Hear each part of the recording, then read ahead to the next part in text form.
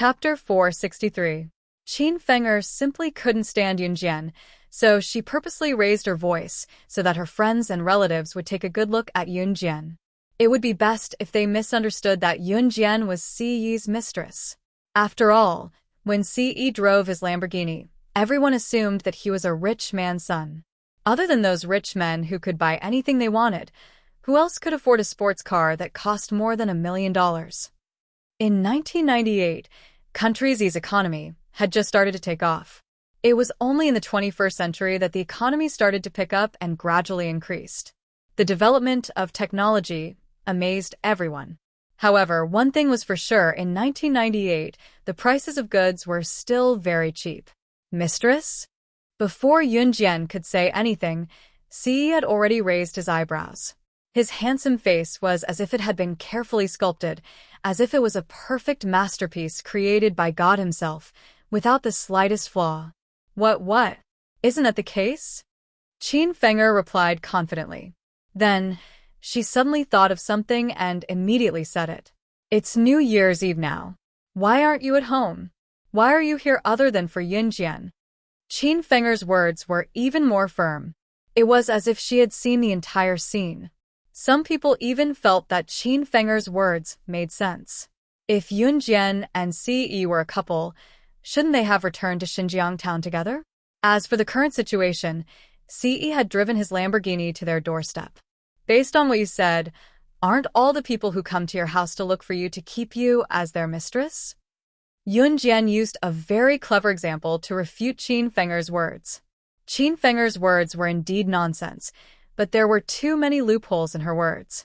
In the end, Yunjian managed to turn the tables on her and retaliate. Yunjian's words instantly caused everyone to burst into laughter. Everyone quickly realized that Qin Fenger's words had no evidence at all. If Siyi came here to look for Yunjian, did that mean that she was his mistress? Didn't that mean that all the people who came to Qin Fenger's house were here to keep her as their mistress? It was because of Qin Fenger's simple and laughable way of thinking that everyone laughed. Ha ha ha, little girl, you're really interesting. Someone laughed and said to Yunjian. Yunjian only nodded slightly and smiled. She did not change her smile. When Yunjian said that, everyone present looked at Qin Fenger as if they were looking at an idiot. Qin Fenger was simply too brainless. How could she say something like that? Qin Fenger was trembling with anger, but she couldn't say anything in response. Qin Fenger was just talking nonsense, but she was forced by Yunjian to the point that she couldn't say a word. She was angry, but she didn't dare to say anything. There was still Siyi standing beside her. Siyi was obviously from a big family. No matter how powerful Qin Fenger was, she couldn't afford to offend her. Beep beep. At this moment, a few cars suddenly drove into the courtyard. Chapter 464. Among the cars that drove in, one of them was New Cruise's hottest-selling Volkswagen sedan from Country Z.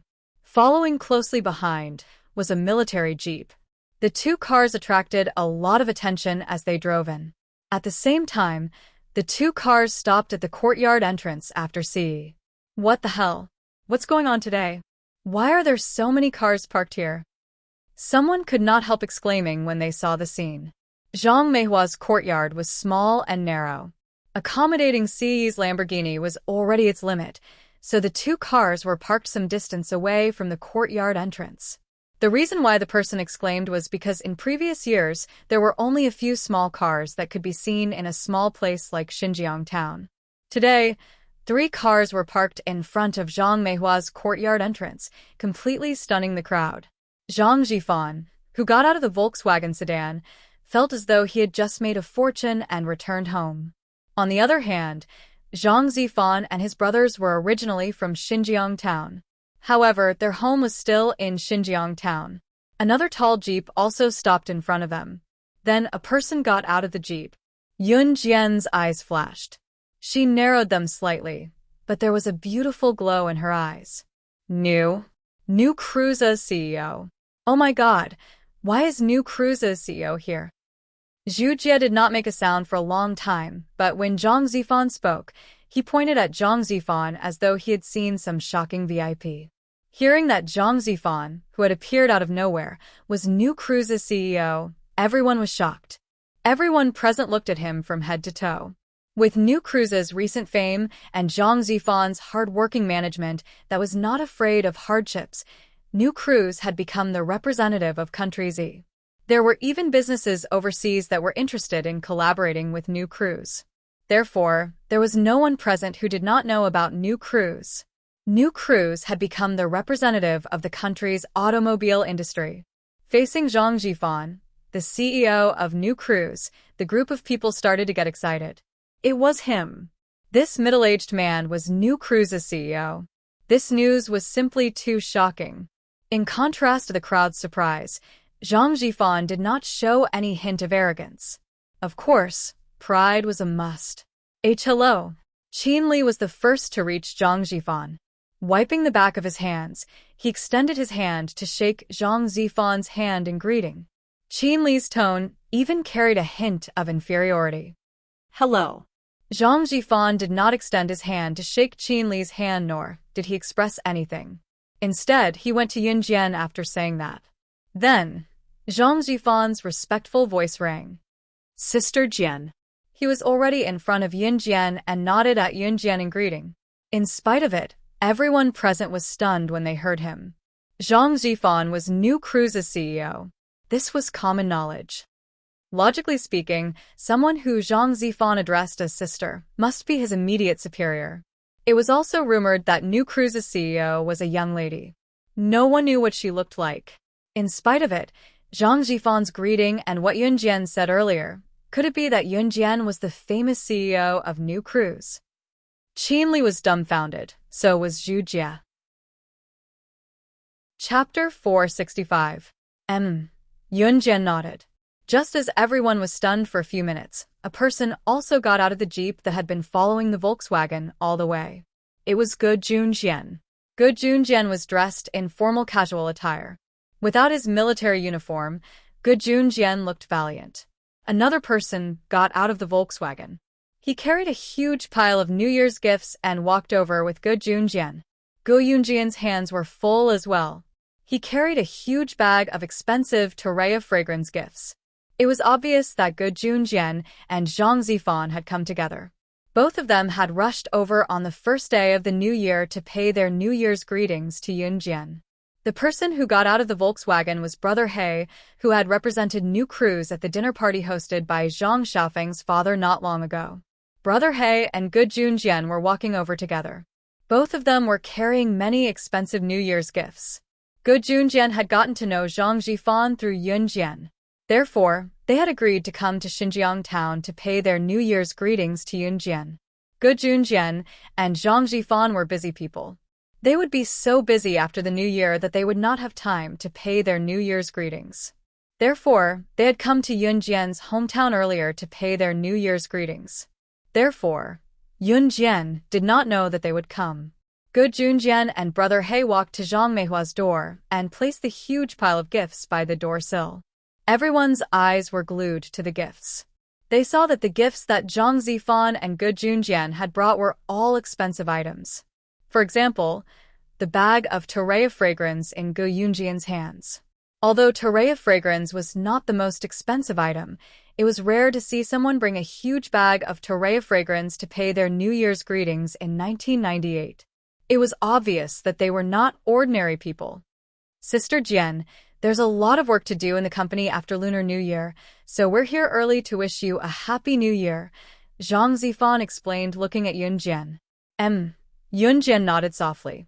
At the same time, he also understood why Gu Junjian came with Zhang Zifan. Although Gu Junjian knew where Yun Jian lived, he did not know that Yun Jian was currently in Xinjiang town. Coincidentally, Zhang Zifan came from Xinjiang town, so he naturally knew where Yun Jian lived. Therefore, the two of them hit it off and came together to give Yun Jian a New Year's greeting. Gu Junjian was the leader of the Advanced Special Forces. His high rank meant that he had to work all year round. Now that he was free, he had delegated his work to his subordinates to spare time to pay Yun Jian a Happy New Year's visit. Yun Jian was glad to see Zhang Zifan and Gu Junjian. Come in and have a seat. Yun Jian smiled and invited them into the house. Ce stayed by Yun Jian's side, and Xiao Yunju's hand was held tightly by Ce. This was obviously Zhang Meihua's house, but it was more like Yun Jian's place to receive important guests. In spite of it, Zhang Meihua did not say a word. This was New Cruise's CEO. Zhang Meihua could not wait to suck up to him. How could she not be happy? After making tea for the group, Zhang Meihua asked for tea eggs to be cooked for them. At that moment, Qin Li, Zhu Jie, and the others were ignored like they were outsiders. Chapter 466. The fearful voice came from Zhang Shun. Who was Zhang Zhifan? Everyone present knew him. He was New Cruise's CEO. However, in comparison, who was Ge Junjian? No one present knew him. However, Zhang Shun's fearful words drew everyone's attention to Ge Junjian. The fact that New Cruise's CEO came personally to wish Yun Jian a happy new year was already impressive enough. However, Yun Jian was New Cruise's CEO after all. It was only natural for a subordinate to wish his superior a happy new year. Zhang Shun was a junior police officer in Xinjiang Town's police station, while Ge Junjian was the nationally renowned captain of the Advanced Special Forces. That meant he was Zhang Shun's superior. Perhaps the people present did not pay attention to the special forces, but Zhang Shun was a part of it himself. Someone as famous as Ge Junjian would naturally have seen his photo before. Therefore, when Zhang Shun saw Ge Junjian's photo, his face turned green with fright. This was the nationally renowned Officer Ge. No matter how powerful Yun Jian was, she was only an Advanced Special Forces soldier. Moreover, the Advanced Special Forces soldiers were quite a number. Even if it was the new year, Officer Ge could not possibly wish his subordinates a happy new year one by one. What did he ask for? However, as an officer, he had the time to wish Yun Jian a happy new year? This was not a joke. In the military, unless one was an extremely outstanding member, it was impossible for one to receive such treatment. A superior officer personally came to their home with gifts to wish them a happy new year. Naturally, the people around them heard Zhang Shun's thoughts. Previously, Zhang Shun had told them about Ge Yunjian's identity as Officer Ge. He was a VIP that even the country's CEO would approach. Country C's military prodigy. He actually came all the way here to wish Yun Jian a happy new year. Naturally, everyone present was well aware of the stakes involved. Especially Qin Li, Qin Huan, Zhu Jie, and the rest who were disdainful of Yun Jian. They were completely dumbfounded. If they were already stunned when they heard that Yun Jian was a member of the Advanced Special Forces, the shock they felt now was indescribable. However, while everyone was still in shock, Ge Junjian had already nodded at Zhang Shun in a friendly manner. He smiled and said politely, "Hello." This greeting made Zhang Shun's mood surge. Ge Junjian, a military genius and the highest-ranking Special Forces officer in Z country, was actually trying to curry favor with him. Zhang Shun was so excited that he didn't know what to say. At this time, Ge Junjian had already bypassed Zhang Shun's field of vision. He looked directly at Qin Yiru and praised Yun Jian. At the same time, he took out a golden octagonal star medal from his pocket and handed it to Yun Jian. After verification, when the international god stole the antique jade pendant from Jia province, your team monarch unanimously agreed that you were the one who led everyone to complete the mission. Therefore, I'm here this time with the approval of the higher-ups to reward you with this medal. The golden octagonal medal was very eye-catching. Ge Junjian placed the medal on the table and pushed it to Yun Jian. Yun Jian pursed her red lips and accepted it. The antique was stolen by the international god? And Yun Jian was the one who recovered it? Oh my god, that's the international god. She, actually, was capable of that. Qin Li was shocked before he could finish his sentence. Now that the mission was completed, the theft of Country Z's antique from Jia province was no longer a secret. Instead, it became Yun Jian's honor for completing the mission. However, the moment Ge Junjian gave the honor to Yun Jian, Qin Li was stunned. Qin Huan was the most horrified. He had wanted to compete in Taekwondo with Yun Jian in an attempt to defeat her and show off his prowess. Chapter 467. In contrast to Qin Li and Qin Huan's shock, Qin Yiru and Yun Yi were stunned as well. Qin Yiru and Yun Yi were Yun Jian's closest kin, but Yun Jian's change was gradual. When did Xiao Jian become so amazing? Qin Yiru and Yun Yi were stupefied on the spot. Qin Yiru was at a loss for words. Her daughter had changed again, but as her mother, she had no idea. Yun Yi, on the other hand, looked at Yun Jian in shock and said in disbelief, Xiao Jian, Yun Jian is excellent. She has the talent to be a special forces soldier too. Good Yun Jian, have been in the military for decades and have trained countless young special forces candidates, but this is my first time encountering someone as amazing as her. There's no other like her. Good Yun Jian interrupted Yun Yi and guffawed, giving the highest compliment he had ever given in his life. She was able to make Officer Ge give such an astounding evaluation. Everyone present could not help shuddering again. Was Yun Jian really that good? Looking at the disbelieving gazes of everyone present on Yun Jian, Good Yun Jian joked, Why don't you believe me? You guys haven't seen her skills. TSK. Good Yun Jian, swear on my honor that even the veteran members of the Advanced Special Forces who have been on missions for decades don't have 1/10 of her ability. This was the difference. Good Yun Jian had never lied, nor had he belittled his veteran subordinates by praising Yun Jian. It was Yun Jian who had the ability. She had the ability to live up to his praise. Officer Ge, you flatter me, Yun Jian said with a smile, lowering her gaze. At this moment, everyone present could no longer describe their shock with words.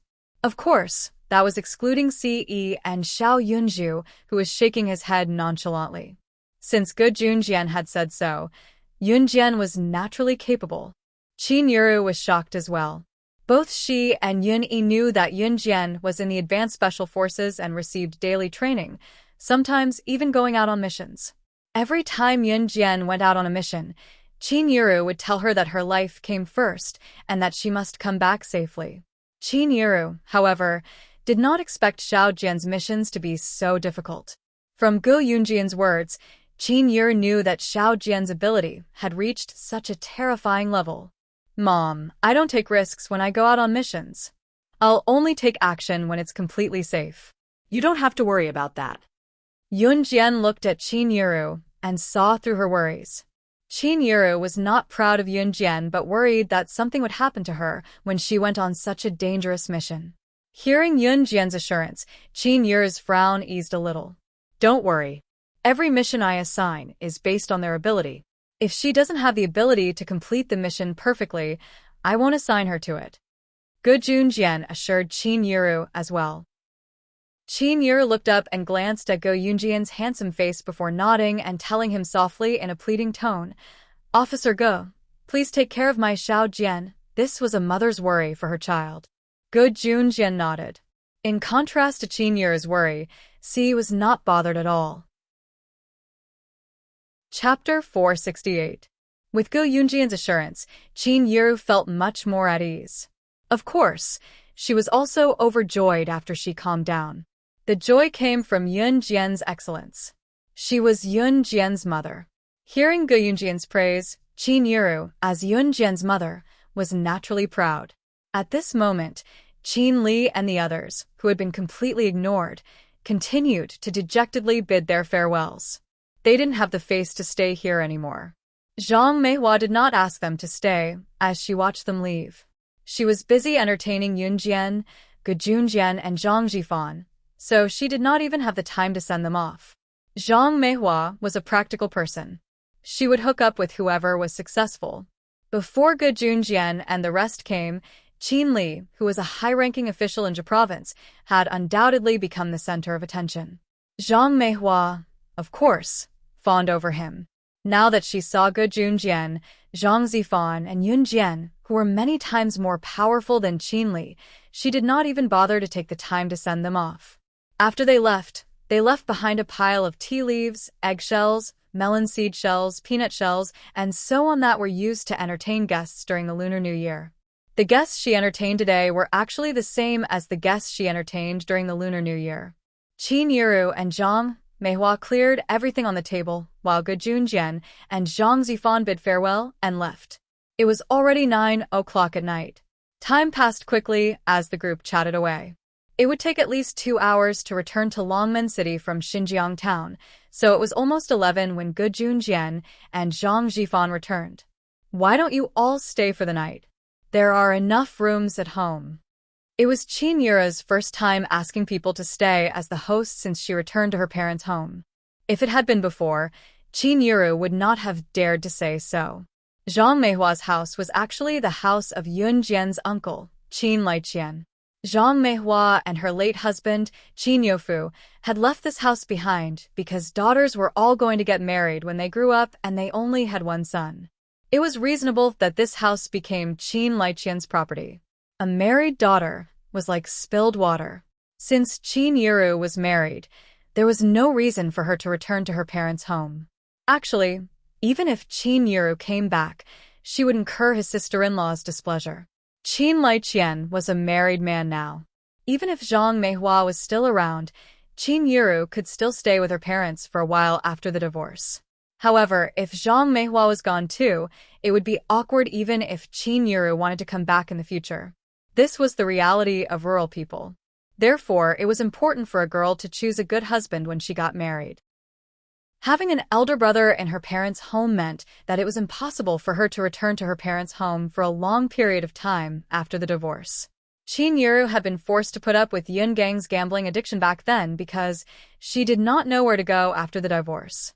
However, it was when Yun Gang's affair was exposed and her daughter and son strongly supported her divorce that Qin Yura mustered her courage to cut ties with Yun Gang. I still have things to deal with at the company, so I won't stay. Zhang Zifan smiled apologetically at Qin Yuru's request to stay. Chapter 469. The joy that Ge Junjian displayed was the thrill of having a duel between experts. Honestly speaking, Ge Junjian had had this thought for a long time. It was not that he wanted to defeat Yun Jian, but he liked the thrill of dueling with an expert. It had been a long time since Ge Junjian met a decent opponent, and it had been a long time since he wanted to challenge someone one-on-one like he did today. Ge Yunjian's challenge was completely different from Qin Huan's.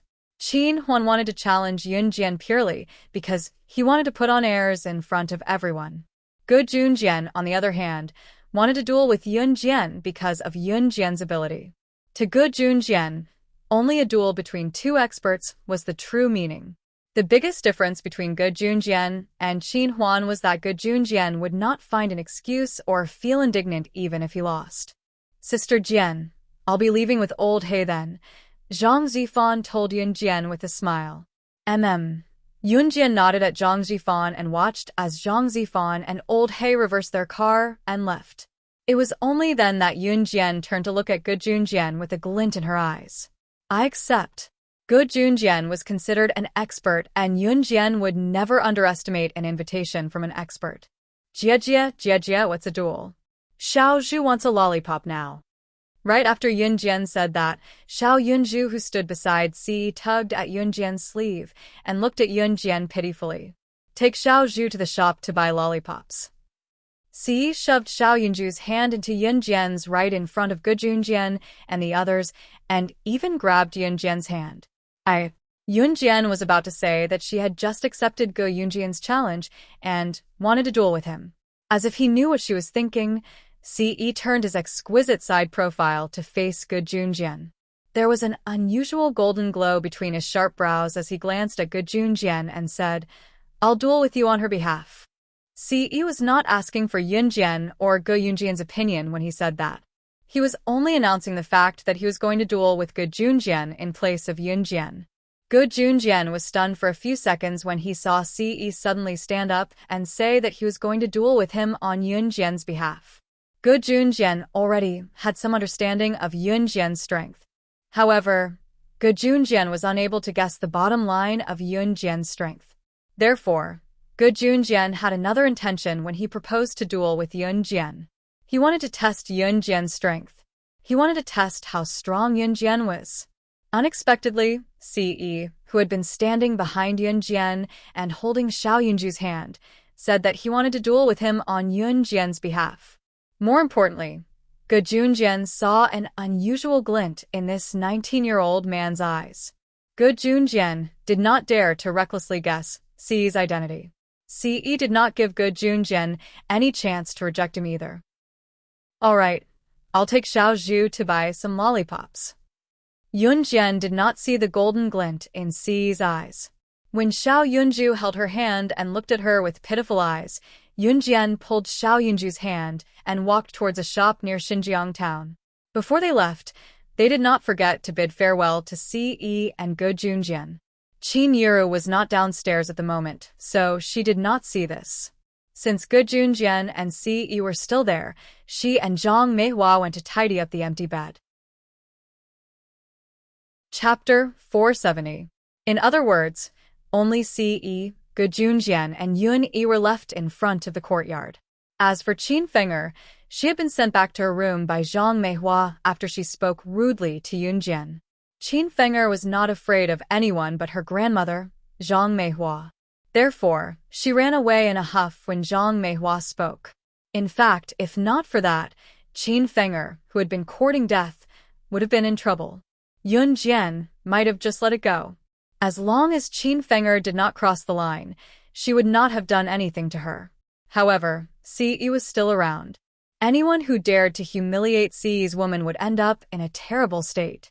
It was just like Lu Xiuxiu who wanted to frame Yunjian back then.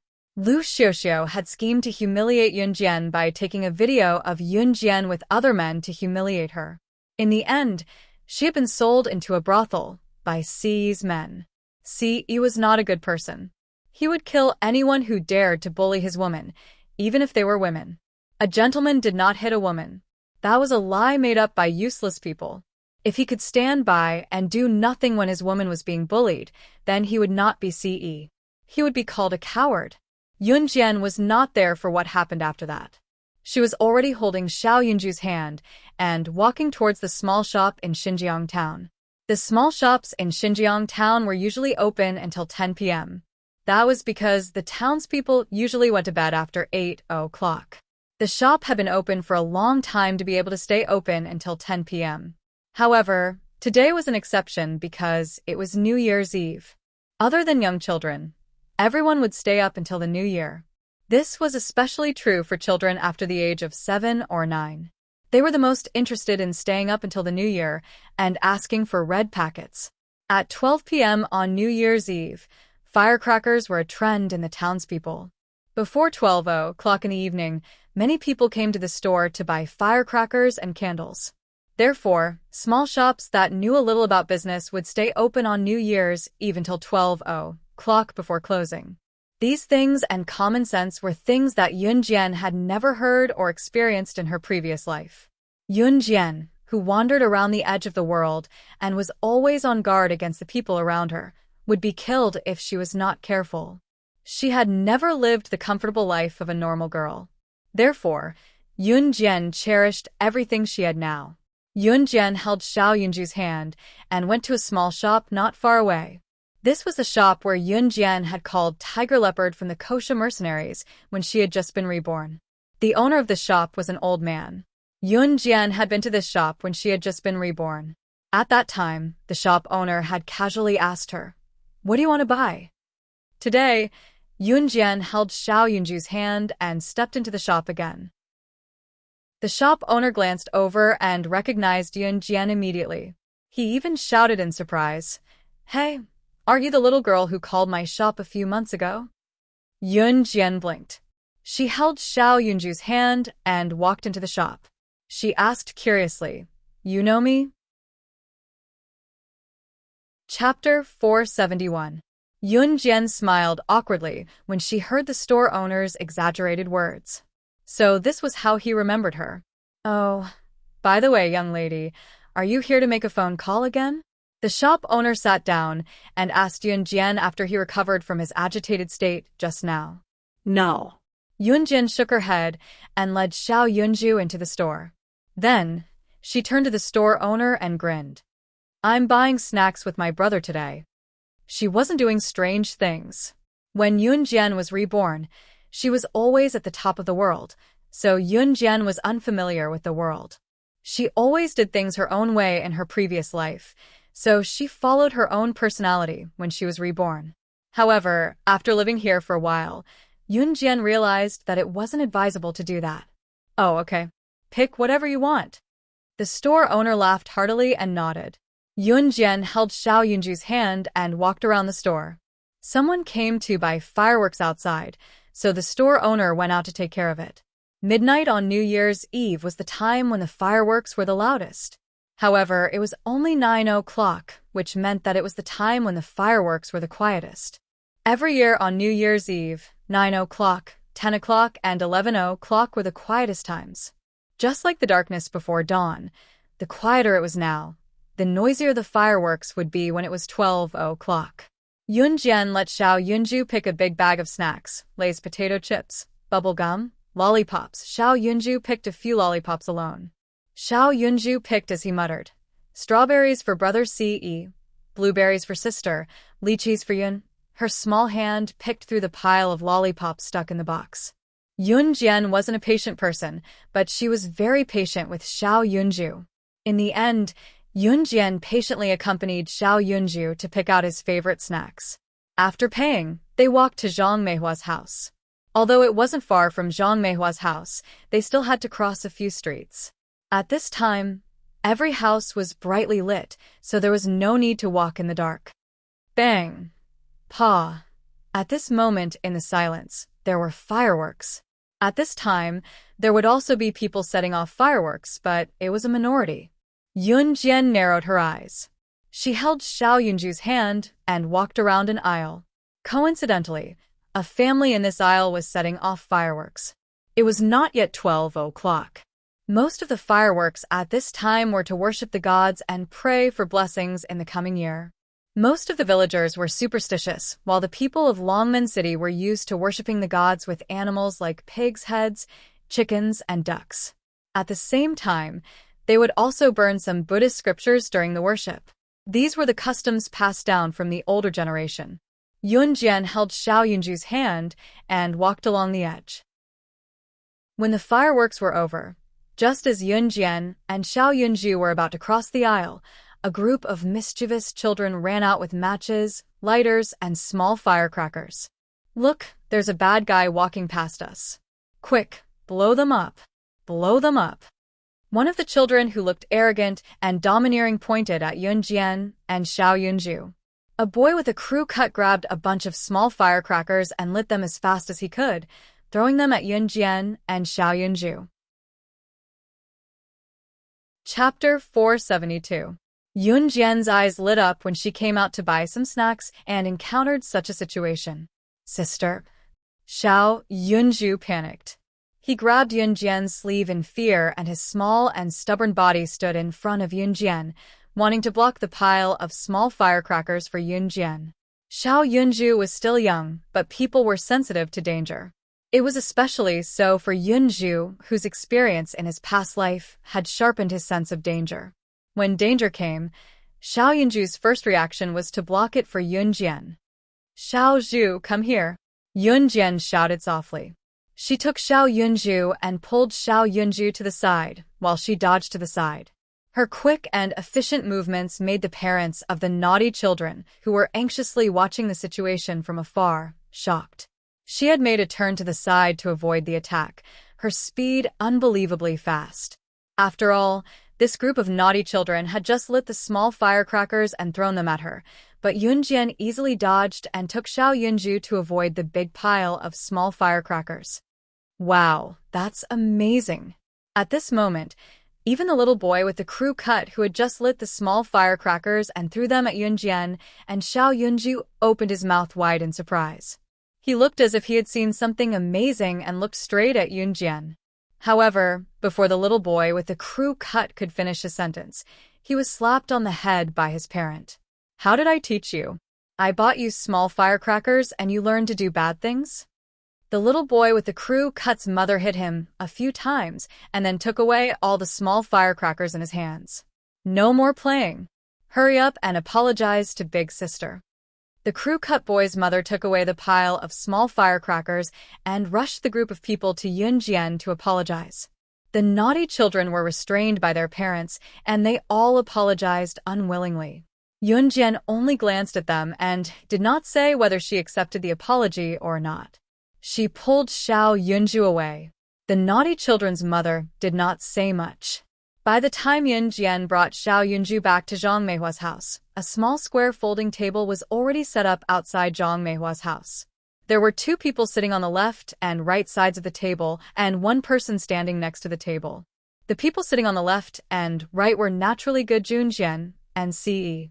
The one standing was Yun Yi. She did not know if their practice session had ended, but she saw that Good Junjian was excitedly sitting opposite Ce to sit on the bench and play chess. The practice session between the 2 of them was probably over. Yunjian held Xiao Yunju's hand and walked over. She saw that Good Junjian was looking at Ce excitedly and respectfully as they played chess. "You're back?"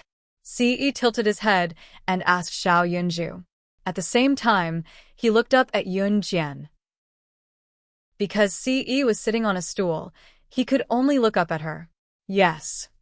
Yunjian nodded slightly. Ce smirked, his lips curving into a faint smile that was refreshing and comforting just by looking at it. "Brother Ce, someone used small firecrackers to bomb me and my sister." Xiao Yunju pouted as he felt wronged. This could be seen from Xiao Yunju's expression. He was very unhappy. "Yes." Ce withdrew his thoughts from the chessboard. He turned his head and sized up Xiao Yunju and Yunjian. He only relaxed when he saw that they were fine. Good Junjian could not help but secretly laugh when he saw this. If he guessed correctly, Ce did not want Yunjian to play with him because he was afraid that he would come into contact with Yunjian. Chapter 473. Xiao Yunju liked Brother Ce because Brother Ce would help him. He would buy him candy and toys to play with. Children were lively by nature and would rely on whoever treated them well. Xiao Yunju pouted and told him everything that had happened. Xiao Yunju sounded like he was about to cry after being bullied. When Ce heard that someone had used firecrackers to bomb Xiao Yunju and Yunjian, his long fingers, which had been playing chess, stopped moving. He retracted his hand and stood up from the stool. He strode over to Xiao Yunju with his long legs. He looked up and lowered his eyes to look at Xiao Yunju. There was a glint of anger in his eyes. "Who bombed you?" Ce asked after a few seconds of silence. Coincidentally, Good Junjian saw Ce suddenly stop playing chess with him. He picked up a cup of tea out of boredom and blew on it twice to drink some tea. However, when he heard Ce's words, he nearly choked on the tea in his throat. Once Good Junjian was reminded of Ce's terrifying skills and his wife-protecting demeanor, as well as what he had said just now, the atmosphere in the room was strangely subtler. He felt that his words did not match Ce's frightening skills. "I'm not injured. It's just a prank by a bunch of naughty kids." When Yunjian heard Ce's words, she guessed that if she didn't explain herself, he would bring Xiao Yunju over to those naughty kids' houses. Ce was indeed that kind of person. He was extremely protective and his personality was just like hers. However, it was New Year's Eve and the whole family was happily staying up for the new year. If Ce really went over to their houses, Qin Yuru and the others would probably be shocked, and the matter would blow up. It was a good new year, so they naturally had to be happy. As expected, when Ce heard Yunjian's words, he immediately retracted his vicious gaze. "Young man, come on. Let's continue playing chess. With Yunjian's skills, you don't have to worry about her." Ha! Good Junjian extended his hand to greet Ce with a hint of mockery in his voice. Ce and Yunjian were really a good match. TSK. Both of them were terrifyingly skilled. It looked like his old bones couldn't take it anymore. Ce reached out his hand to rub Xiao Yunju's short hair. He took a deep look at Yunjian before he sat down in front of Good Junjian with a smile on his face. The two continued to play chess. The New Year's Eve was long, but it wasn't lonely. Xiao Yunju pulled Yunjian to sit beside Ce and watched as Ce played chess. His little hand was still holding onto Lay's potato chips as he munched on them. Midway through the game, Xiao Yunju even put the potato chips in front of Yunjian and said to her, "Sister, you eat." Yunjian nodded happily. Xiao Yunju also gave Gu Junjian and Yun Yi his favorite potato chips before passing them to Si. "Brother Si, you eat. I'm playing chess." "Xiao Zhu, feed me." Si revealed a devilish smile. One of his hands was empty, but he didn't reach out to take the potato chips himself. Yunjian was sitting beside Si while Xiao Yunju's little hands were barely hanging onto the folding table beside Yunjian. "Then sister will feed brother Si." Xiao Yunju couldn't reach Si's side. His little hand could only reach in front of Yunjian. He reached out but couldn't reach Si, so he said to Yunjian. Gu Junjian, who was sitting opposite him, was speechless. Yun Yi, who was standing at the side, was speechless. Yunjian's mouth twitched. Xiao Yunju still didn't know what was going on and stretched out his hand again. "Sister, hurry up. Xiao Zhu's hand is sore from holding the potato chips." When Yunjian heard that Xiao Yunju's hand was sore, she immediately picked up a potato chip and fed it to Si. Chapter 474. He dared to be so impudent in front of Gu Junjian and her brother, Yun Yi. Warmth flowed through Yunjian's heart, but it was tinged with a tinge of annoyance. Si smiled faintly when he saw her reaction. His handsome face revealed a sinister smile. Yun Yi, who was standing by the side, also smiled sinisterly. This was his brother-in-law, whom he had personally tested. If Yunjian heard what Yun Yi was thinking, she would definitely hiss. "It's delicious." She heard Si's comment out of the blue before his lips curled. His flawlessly handsome face arched a brow as he uttered, "I want more." Yunjian was speechless. Why didn't she realize that he loved eating potato chips so much? At this moment, Xiao Yunju had already placed the bag of potato chips in front of Yunjian. Sister gave it to him. Brother Si said that he wants more. Yunjian quietly took out the bag of potato chips and placed it next to Si's lips again. Strangely, the person who ate the most potato chips was Si. When there were only a few mouthfuls left, Xiao Yunju hugged the bag of potato chips and refused to give it to Si. He even pouted and said, "Brother Si, you're bad. You eat the most. Sister bought this for Xiao Zhu. You're not allowed to snatch it away." As he spoke, Xiao Yunju pouted and refused to let go of the bag of potato chips. "After you finish this bag, I'll buy you 100 more. Si made a chess move. While Gu Junjian was thinking about the next move, he stretched out his arm and flicked Xiao Yunju's forehead with his slender fingers. Xiao Yunju's eyes immediately lit up. He asked happily, "Really? Brother Si, will you buy it for Xiao Zhu later?" "I'll go after this game." Si lowered his eyes and smiled. "Yay. Sister will feed these to Si Gij. Xiao Zhu will go buy more later." Xiao Yunju was quickly bought over. He handed the bag of chips to Yunjian and clapped his hands excitedly. Yunjian looked at the remaining bag of chips and suddenly had the urge to face bomb and sigh. After a while, the game ended. Si defeated the last general on Gu Yunjian's side with the chess piece in his hand and won the game. "Young man, no matter what, I'm still your elder. No matter what, you have to give in to me," Gu Junjian shouted in distress. "Thanks for letting me win." Si stood up. His hair was fluttering in the evening breeze. He pursed his lips and his handsome face was asking for a beating.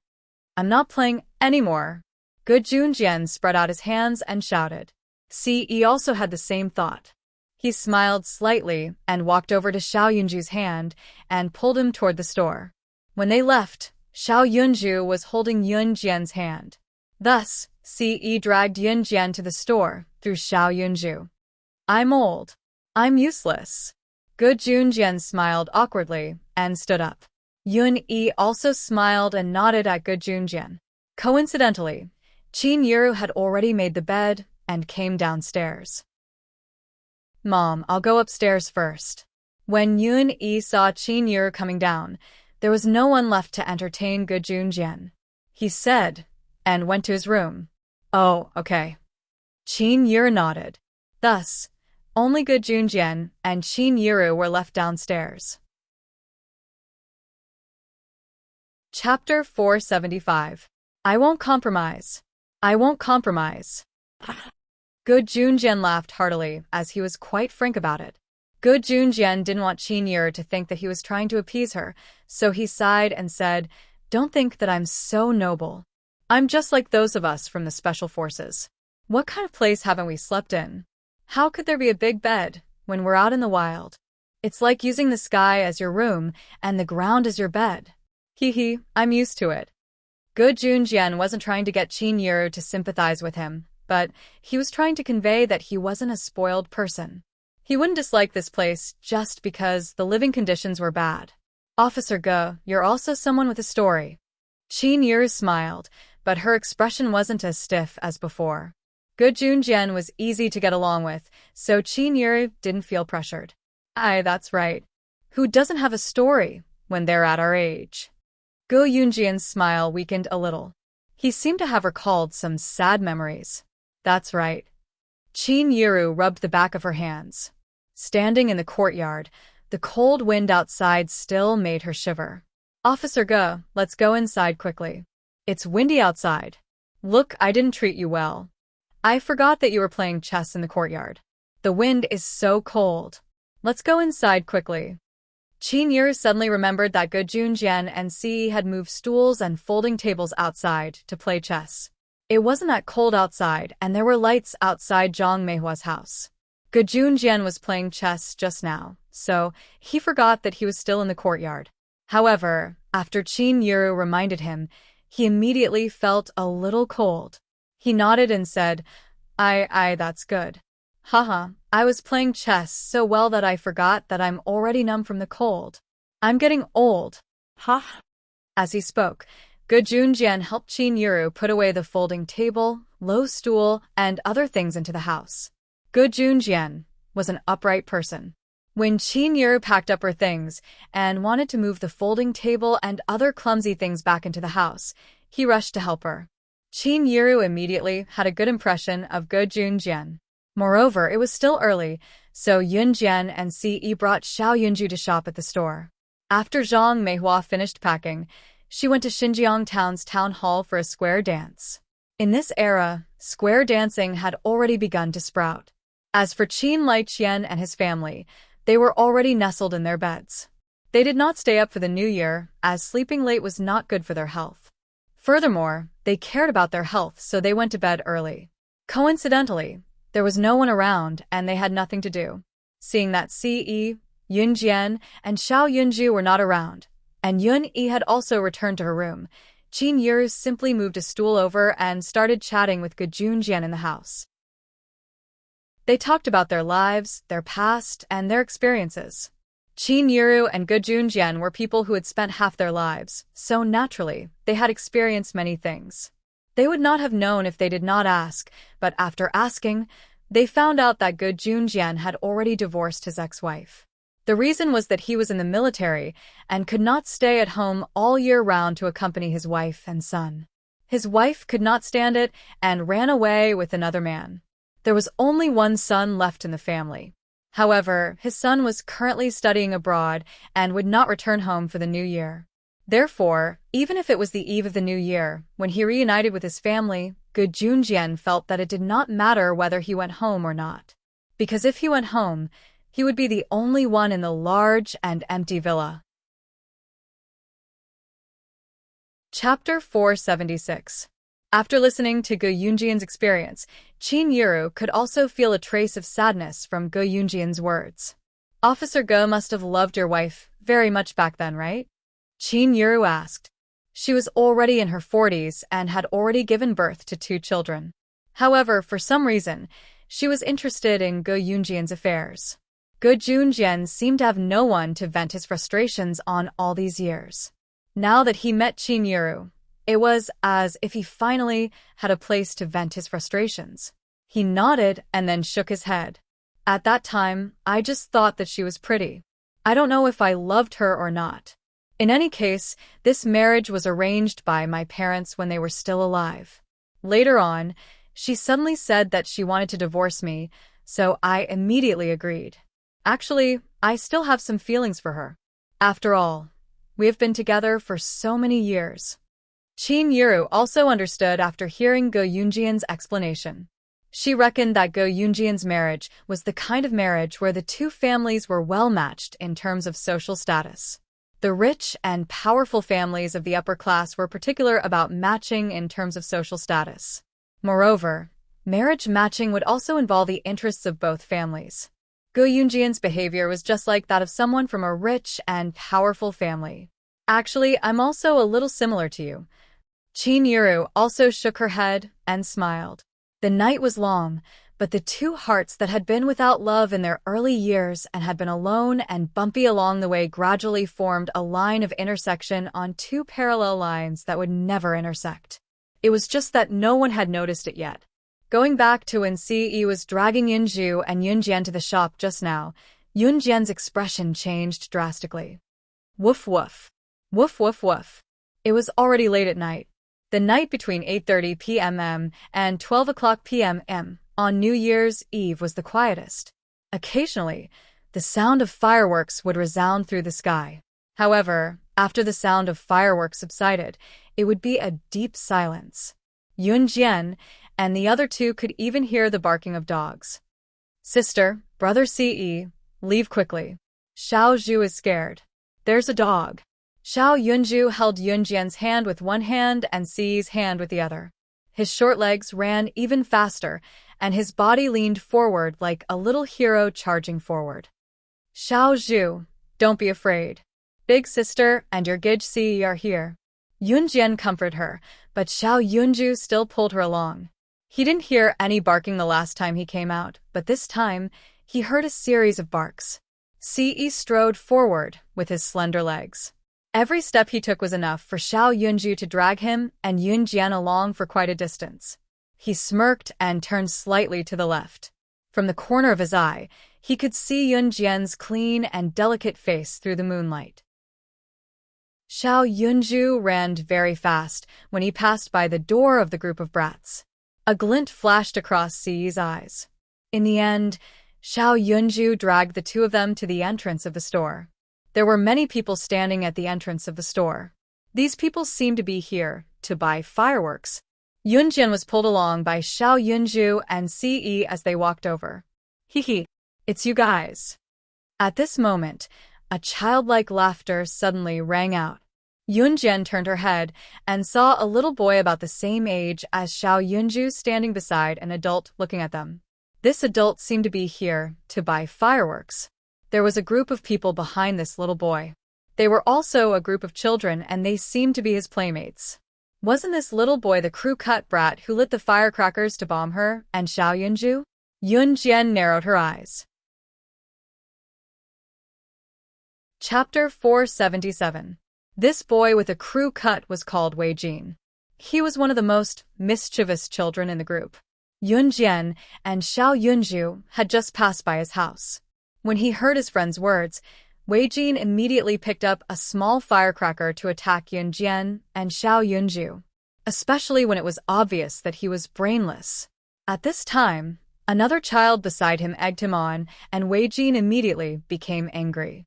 He had just been scolded by his mother because of the two people in front of him. This is our territory. You are not allowed to come over. Before Yunjian and Xiao Yunju could say anything, Wei Jin had already put his hands on his hips and called for his friends to hold hands and form a wall, not allowing Yunjian and the other two to pass. Children's thoughts were very naive. When the surrounding adults saw what Wei Jin and his group of children did, they simply ignored them. Idiot. When Xiao Yunju saw this, he withdrew his small hands from Yunjian and Ce's hands and pulled his eyelids down. He stuck his tongue out at Wei Jin and the others and made a funny face. What? He said, we are idiots. You are the idiot.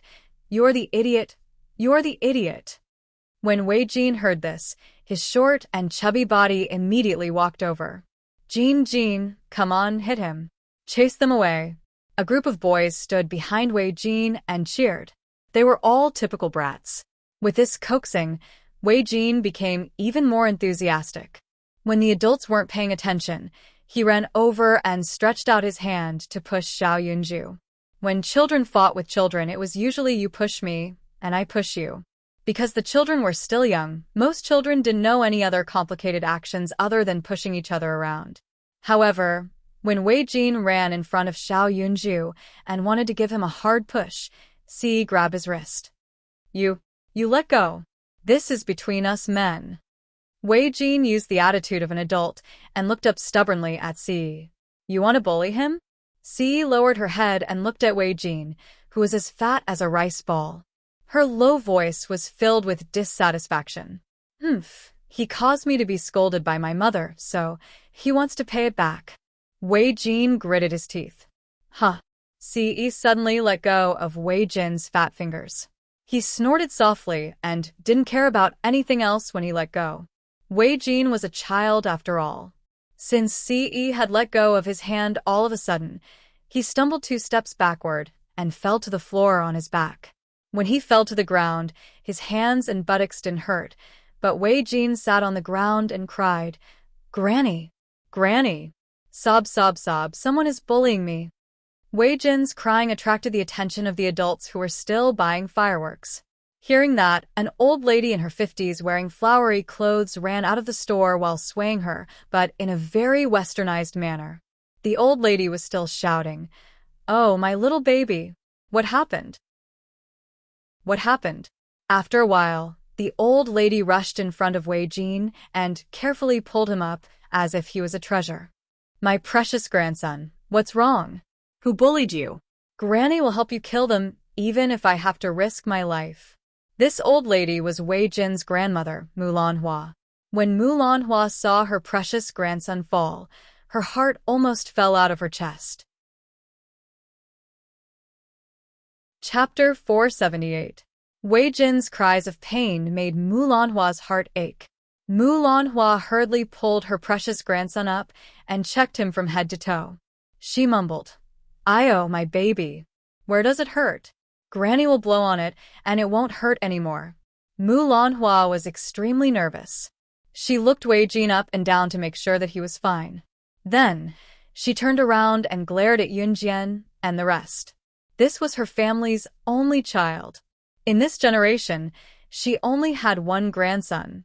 Although she had granddaughters, none of them were as valuable as her grandson. Therefore, Mulanhua had always doted on and protected Wei Jin since he was young. She was afraid that he would get hurt. But now, her precious grandson was pushed by someone. Mulanhua was furious. She reached out her scrawny hands and pointed her wrinkled fingers at Si. She shouted angrily, "Were you the one who pushed my grandson?" Wei Jin hid behind Mulanhua and stuck his tongue out at Xiao Yunju when he heard that his grandmother was standing up for him. He shook his head and made a funny face. Obviously, Wei Jin became even more arrogant when he saw that his grandmother was standing up for him. Although Xiao Yunju was still young, he could understand the meaning behind Wei Jin's actions. Xiao Yunju was instantly enraged. "You're so naughty." Xiao Yunju glared back.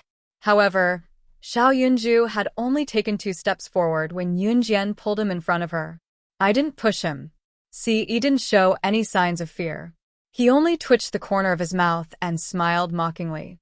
He really didn't push Wei Jin. He reached out to grab Wei Jin's wrist because Wei Jin wanted to push Xiao Yunju. He let go just now because he didn't care about Wei Jin.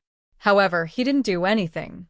Wei Jin's body was covered in fat, and his short and chubby body automatically collapsed to the ground. So, what if he pushed Wei Jin? How dare he bully Xiao Zhu in front of him? He, Ce, had already shown mercy by not killing him. If Yunjian's family was not here, her family would not allow it. He didn't want to waste any more time talking to Wei Jin. It would be easier to just kill him. Not to mention that the child was innocent. Since Ce could become the leader of An Hun, she was definitely not a benevolent person. Now, because of Yunjian, he could even restrain himself. "You didn't push it? If you didn't push my baby, why would she fall to the ground? Young man, you look decent. How can you be so unreasonable?" "Huh? "My grandson is still a child. You pushed him away and refused to admit it. Is there any justice in this world?" Mulanhua brought up a bunch of topics as soon as she spoke.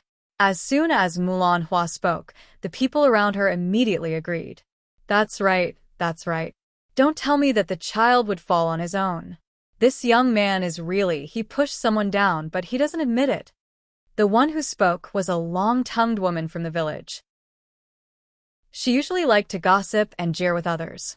In fact, she did not even see if it was C.E. who pushed Wei Jin to the ground. Brother C, they're all bad. Xiao Yunju tugged at C.E.'s sleeve in fear. The little one hid in Yun Jian's arms. C.E.'s hawk-like gaze sharpened as the corner of his brow on his flawless face lifted slightly. He didn't speak. Mulanhua scolded for a long time. When she saw that C.E. ignored her, she became angry. Then, she saw Yun Jian standing beside C.E. Seeing that Yun Jian was pretty, she felt that she was easy to talk to. Hence, Mulanhua decided to use Yun Jian as a target. Young lady, are you this young man's girlfriend? Huh, I'm telling you, as an experienced person. People like him should stay away from him as soon as possible.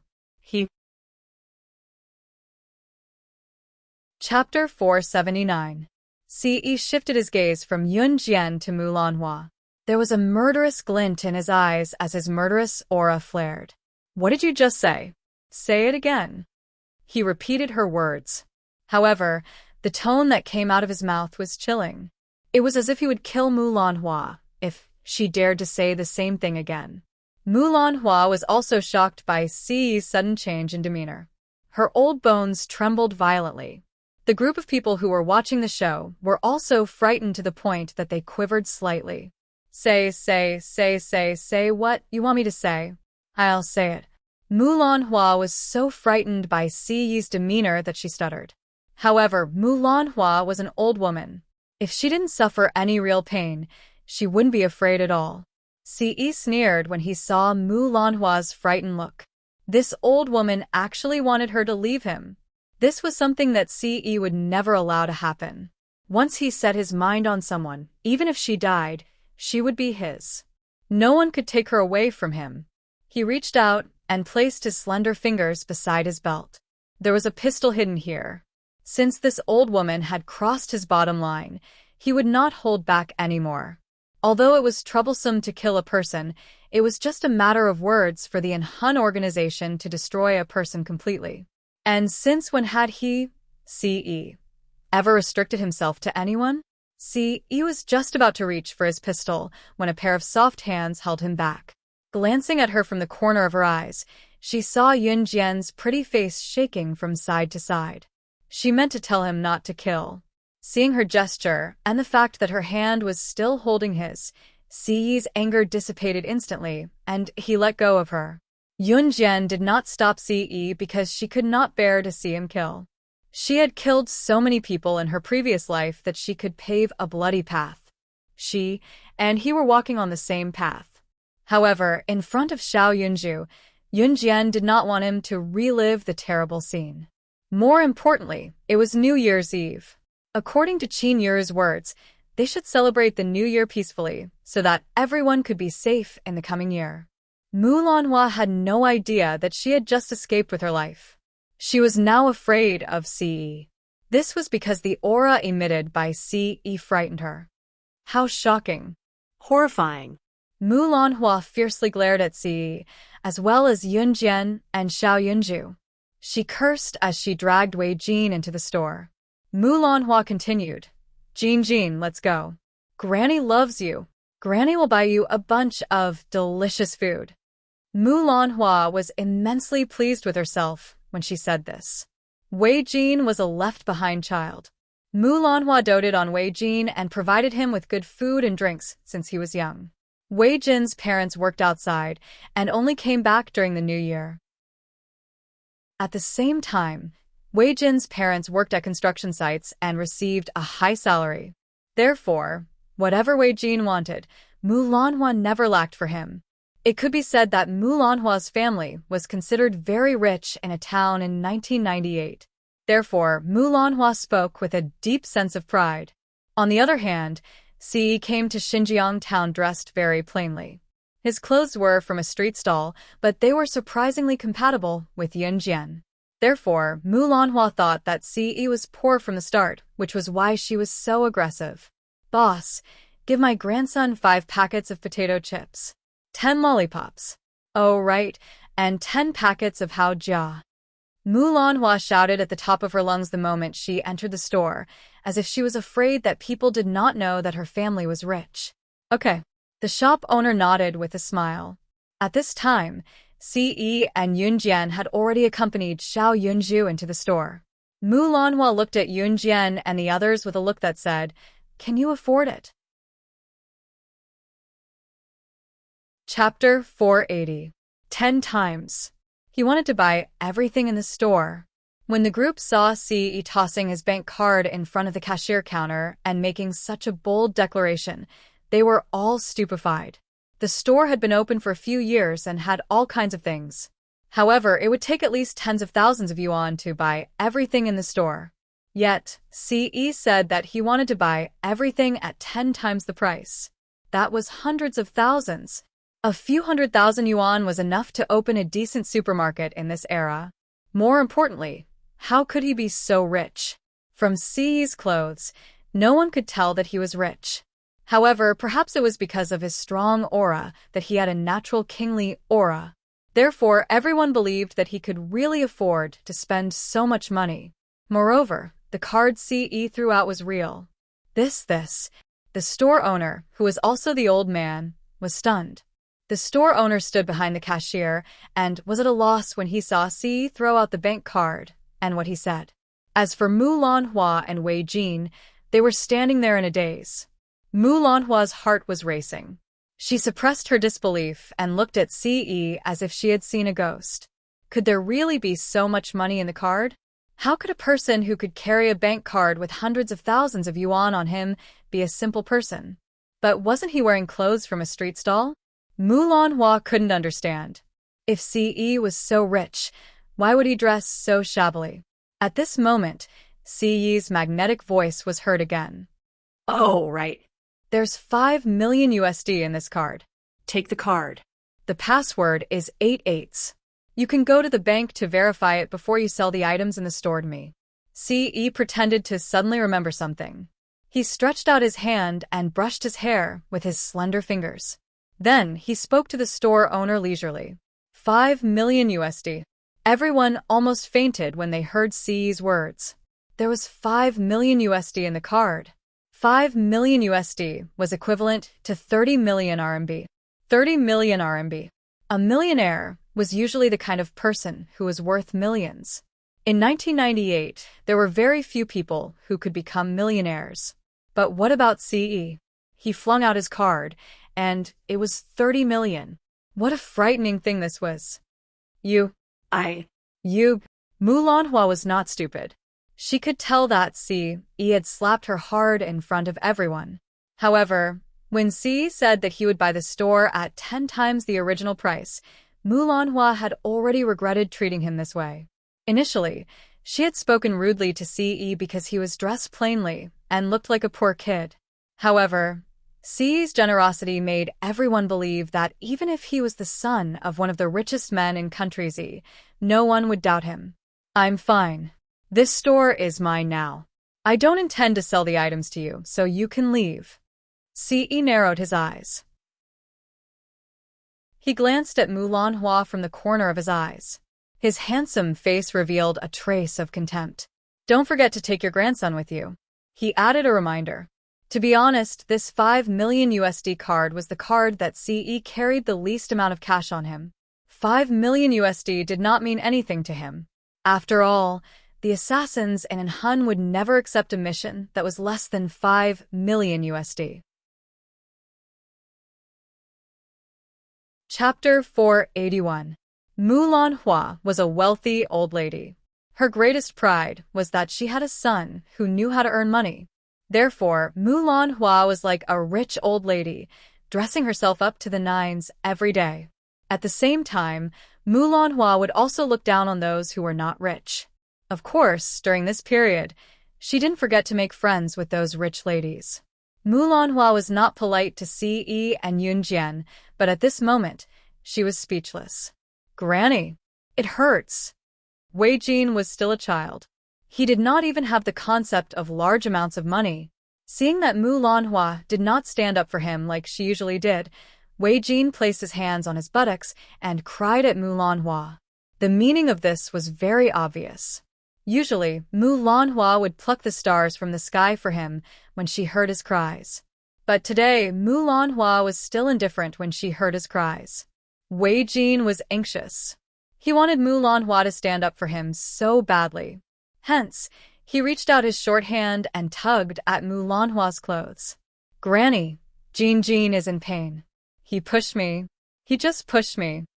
Mulanhua had brought Wei Jin into the store to buy food. Wei Jin had stopped making a fuss. But when he saw Xiao Yunju making a funny face and smiling at him, Wei Jin got angry again. Jin, be good. Granny will bring you home. Mulanhua was speechless. She reached out and pulled Wei Jin out. No. Jin wants Granny to help Jin. I want to buy Hao Jia. I want to buy potato chips and Wang Zai. Or Jin won't go back. I won't go home. Wei Jin was pulled to the door by Mulanhua and started to make a fuss. Mulanhua was furious. She had lost all her face because of her grandson. But this was her grandson. Mulanhua squatted down and looked at Wei Jin. She said softly, Jin, let's go home. Granny will cook for you when we get home. Ce had already bought the store and even ordered them to leave. Now everyone outside was laughing at her. Mulanhua wanted to escape home as soon as possible. She did not want to expose herself in front of the crowd and be watched as if they were watching a show. However, Wei Jin was a child who had been spoiled since he was young. With Mulanhua's tug, Wei Jin became even more displeased. Wei Jin grabbed onto the door frame and refused to let go. Wei Jin cried and shouted, No. Granny, I want to eat. Buy it for me. Jin, listen to me. Mulanhua bent down to pull Wei Jin. Wei Jin began to make threatening gestures. Crack. Wei Jin clawed at Mulanhua's face with her claws and fangs. Mulanhua could not help but scream in pain. In the next second, everyone saw a very deep fingernail mark on Mulanhua's cheek where Wei Jin's sharp nails had scratched. Fresh blood quickly flowed out from the fingernail imprint. There wasn't much blood. But after all, he had grabbed her cheeks. The face was the most important part of a woman. Even though Mulanhua was old, she still cherished her face. Mulanhua suddenly screamed in pain. She reached out and touched a pool of blood on her face caused by Wei Jin's scratch. Then, she pounced on Wei Jin like a madwoman. She muttered, Granny dotes on you so much, but you're still acting like a granny. Do you have a conscience? Mulanhua doted on her grandson, but she loved herself more. Chapter 482. Mulanhua pounced on him. She was really punching and kicking her grandson. Everyone in town knew that Mulanhua loved her grandson dearly. However, no one knew that she loved her grandson more. If she had to choose between her grandson and herself, Mulanhua would definitely choose herself. What was the point of doting on her grandson? Wasn't it because she was afraid that no one would take care of her when she grew old? From Mulanhua's perspective, her granddaughter was most likely a good-for-nothing. After a woman got married, she was like spilled water that could not be taken back. Hence, Mulanhua gave her heart to Wei Jin. Her motive was obvious. She wanted her grandson to take care of her when she grew old and needed someone to take care of her for the rest of her life. Unfortunately, Wei Jin had just done something that Mulanhua couldn't accept. He had scratched her face. Mulanhua was dressed to the nines. She was already in her 50s and 60s, but she could still do this. It was obvious that she cared a lot about her appearance. That deep claw mark had scratched Mulanhua and also exhausted her last bit of patience. That was why she attacked her grandson Wei Jin and lost control of her emotions. Her face. Such a deep claw mark. Even if it could recover in the future, it would probably leave a scar. The The surrounding people were dumbfounded when they saw Mu Lanhua, who usually doted on her grandson, pounce on Wei Jin and pinch him while scolding him. Mu Lanhua was hitting Wei Jin as hard as she usually doted on him. Wei Jin was so scared that his whole body was shaking like a sieve. He looked at his grandmother in horror. For the first time, he felt that this shrewish grandmother in front of him was not like the grandmother he used to know. In the end, the surrounding people could not stand it anymore and pulled Mu Lanhua away. Wei Jin was so scared that he curled up and did not say another word. In the end, Wei Jin's mother heard about the incident and rushed to the store to take Wei Jin and Mu Lanhua away. The farce ended, but it was not hard to see that after today, the topic of Mu Lanhua doting on her grandson would change. The shop owner, who had been silent all this while, held Ce bank card in his hand. He finally had a chance to speak and ask Ce, "This card." Take the card. Go to the bank to verify it and get the money. Bring everything in the shop to this address. Ce reached out and used his slender fingers to pick up a broken black pen by the cashier's counter. Then, he took a piece of white paper from the table and quickly wrote down an address before handing it to the shop owner. The shop owner was stunned. He took the card and frowned at Ce. "Young man, aren't you afraid that I'll take all the money in this card if you tell me the password?" "Of course I trust you." Ce smiled nonchalantly. The shop owner's heart warmed. He laughed loudly and accepted the card and address. Then he promised Ce, "I, old Zhang, have been doing business for so many years and have never been greedy. Don't worry, I won't take a single cent of the extra money in the card. I'll send the item to you." "Okay." Ce smiled. In the end, Xiao Yunju picked a few packets of Lay's potato chips for himself. He could not eat that much even if he played with them. Besides, Ce had bought the entire store. In the future, Xiao Yunju would have everything he wanted. After Xiao Yunju bought the snacks, the three of them quickly returned to Zhang Meihua's house. On the way back, they saw that Wei Jin's front door was tightly shut. Needless to say, there was already a huge commotion going on. Chapter 483. The moment Yun Jian smiled sweetly, Ce caught sight of it. He smiled silently and raised his eyebrows. Yun Jian and Ce brought Xiao Yunju back to Zhang Meihua's house. Qin Yiru and Ge Junjian had already started chatting happily. When Yun Jian opened the door and walked in, Qin Yiru and Ge Junjian didn't feel anything was wrong. The conversation between Qin Yiru and Ge Junjian was akin to complaining about her years of suffering to the other party. Finally, the heavy burden in her heart was released. All these years, whether it was Qin Yiru or Ge Junjian, they had hidden their hearts in the deepest part of their hearts and didn't let others find out. But just now, the two of them had a heart-wrenching conversation. Since they were outsiders, it didn't matter even if they revealed everything. So Qin Yiru and Ge Junjian chatted happily. At this moment, Yun Jian, Ce, and Xiao Yunju returned. "You're back?" Qin Yiru asked when she saw Yun Jian and the other two walk in. "Yeah." Yun Jian nodded. At this moment, Xiao Yunju, who was standing between Yun Jian and Ce and holding their hands, was already a little drowsy.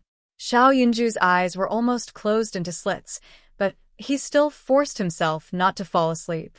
Xiao Yunju was still growing. Yun Jian let go of his hand and squatted down to look at him.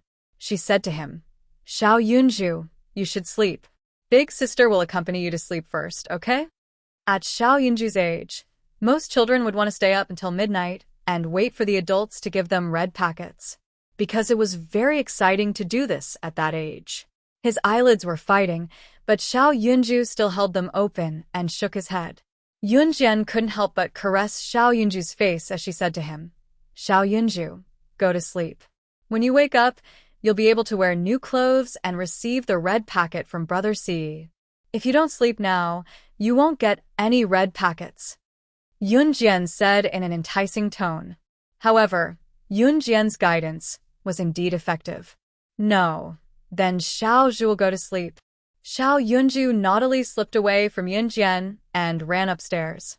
"Xiao Zhu, be careful." Qin Yiru saw Xiao Yunju jumping up the stairs, so she went up to protect him. When Qin Yiru was at home, Xiao Yunju usually slept with her. Yun Jian breathed a sigh of relief at once. She suddenly felt that children weren't so easy to coax. If you wanted to coax him, you had to coax him to the point of a gun. Otherwise, he wouldn't listen to you. When Gu Junjian saw that only he, Yun Jian, and Si were left downstairs, he instantly blushed and ran upstairs. He said that he was going to find Qin Yiru to ask where she was going to sleep. In a moment, only Yun Jian and Si were left downstairs. Yun Jian only just realized this. She rolled her eyes and pursed her lips. I'm going back to my room too. With that, Yun Jian walked up the stairs. Si followed closely behind. The room that was prepared for Yun Jian was on the third floor. It was only a wall away from Si's room. Although there were many rooms in Zhang Meihua's house, it wasn't a villa. Every room here was connected by a wall. Yun Jian didn't plan to stay up late.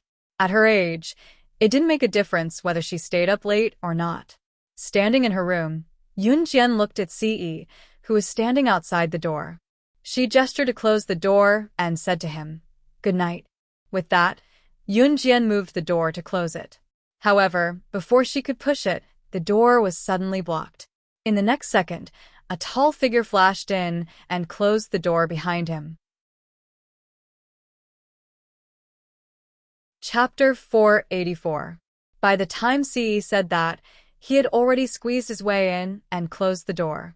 Yun Jian's face froze for a second before it was quickly covered by a flush of redness. "Get out!" Yun Jian shoved Si, anger flashing in her beautiful eyes. Si was like a statue, unable to budge no matter how hard Yun Jian pushed him. It was as if he was set on staying here.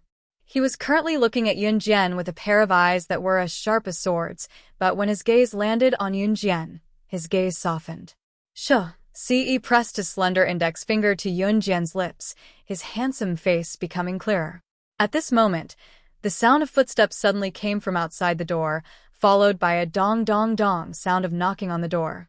It was followed by Qin Yiru's call, "Xiao Jian, do you know where Ai went? He's not in his room?" He was in her room. Yun Jian closed her eyes and pressed her lips together, not daring to say it out loud. What a joke. If she said that Si was in her room, what would her mother, Qin Yiru, think? "Mom, he might have gone out," Yun Jian said from behind the door. "The kid should have gone back. I saw that his car in the yard was driven away." Go Yunjian's deep male voice came from outside the door. Yun Jian was speechless. She wanted to say that Si was in her room, so how could his car be driven away? However, if she told Qin Yiru who was outside the room, "That child, he didn't even tell me he was leaving." Qin Yiru muttered to herself before shouting at Yun Jian who was inside the room, "Xiao Jian, go to sleep first. I was planning to let Ai and Officer Gus sleep together tonight, but since he's gone, forget it." Qin Yiru went away as she spoke. Yun Jian, however, was stunned. Si and Gu Junjian were supposed to stay together for the night, but now that things had come to this, looks like I'll have to sleep here tonight. Si shrugged, leaning against the wall, with his slender body leaning against it. There was a hint of fake helplessness in his tone. "Unless you want your mom to know that I'm here." Si smirked and stared straight at Yun Jian. Yun Jian understood right away. She gritted her teeth and glared at Si. "When did you drive the car away?" "Adam's here too." Si leaned against the wall and moved away from it, his long legs striding toward Yun Jian with an arrogant gait. Adam was here too, but he was only here to drive the Lamborghini away for him. Yun Jian felt like she had been tricked. She gritted her teeth and bit her lip at Si. "Do whatever you want." She did not care anymore. With that, Yun Jian ran to the bed, pulled the blanket and rolled over to close her eyes. However, Yun Jian's action looked like she was acting coquettishly in Si's eyes. He smirked. With her eyes closed, Yun Jian could feel Si's gaze sizing her up. The night was quiet. Suddenly, Si's presence vanished completely. Yun Jian opened her eyes and realized that Si, who was standing in front of her, was gone. The windows of the house were opened, and a cold wind blew in. He's gone? Yun Jian lowered her gaze, actually feeling a little reluctant to part with him. Before Yun Jian could think further, the blanket covering her body was lifted from her back. A tall figure squeezed in. In spite of it, Yun Jian froze the moment she felt the tall figure. Chapter 485. Yun Jian suddenly reacted. At the same time, she flipped over and bent her legs slightly, wanting to kick him off the bed. However, just as she stretched her leg out from under the blanket, Si easily pinned it down with his leg. Yun Jian, open her mouth. She moved her lips slightly. Sleep. Si laid on his side and looked at her. He smirked, his handsome face filled with evil. After speaking, he pinned her leg down with one hand and turned on the bedside lamp with the other. The lamp was switched off, and the surroundings were pitch black. Before the lamp was switched off, Yun Jian was still in that embarrassing position. However, at this moment, she stopped moving. Fortunately, the surroundings were pitch black. Apart from the faint scent of Ce, who was extremely close to her, she couldn't feel anything else. The words that came out of his mouth seemed to have magical powers. Yun Jian immediately quieted down. Subconsciously moved, Yun Jian nodded obediently in the dark. However, just as Yun Jian nodded obediently, a strong force pulled her over. She felt Ce, who was beside her, suddenly pull her to him with a different hand. In the next second, Ce's scent thickened. He pulled her into his embrace. However, other than that, he didn't do anything else. After a while, Yun Jian, who was buried in Ce's chest, heard his muffled voice again. Sleep. Okay. Yun Jian was enticed and didn't resist. She suddenly felt that lying in Ce's chest was very warm. After that, Ce didn't move for a long time. He was waiting for her to fall asleep. However, Yun Jian was in a deep sleep. In both her previous and current lives, Yun Jian was always vigilant. In the past, when she slept, Yun Jian never dared to sleep deeply. Sleeping too deeply was a taboo for secret agents. This was what Lin Wei, an Hun's instructor who trained Yun Jian, had said. As a special agent, no one could guarantee that the people around them wouldn't stab them to death. There was also no guarantee that there would not be an assassination attempt in the middle of the night.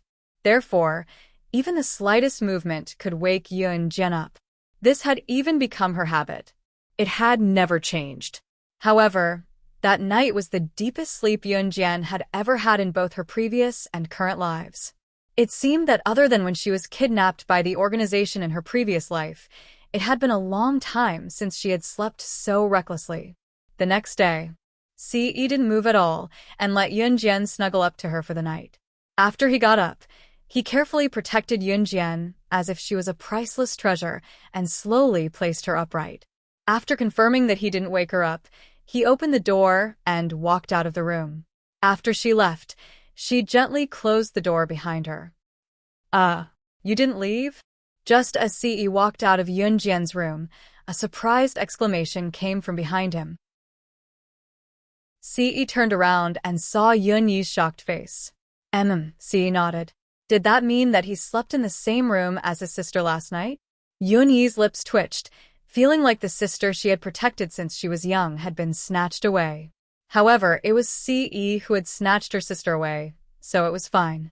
Qin Yuru, who had gone to the market to buy groceries early in the morning, was surprised to see Ce standing there. You didn't leave? Where did you go yesterday? She thought that Ce had already left in his car. Chapter 486. Qin Yuru nodded, not suspecting anything as she asked, Is Xiao Jian awake? No, Ce answered before Yun Yi could say anything. How do you know? Qin Yuru almost blurted out the question. Ce slept with Yun Yi.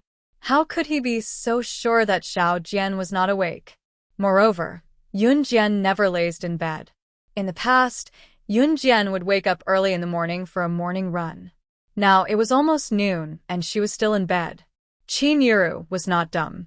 She found it odd as well. Cough, we knocked just now but no one answered.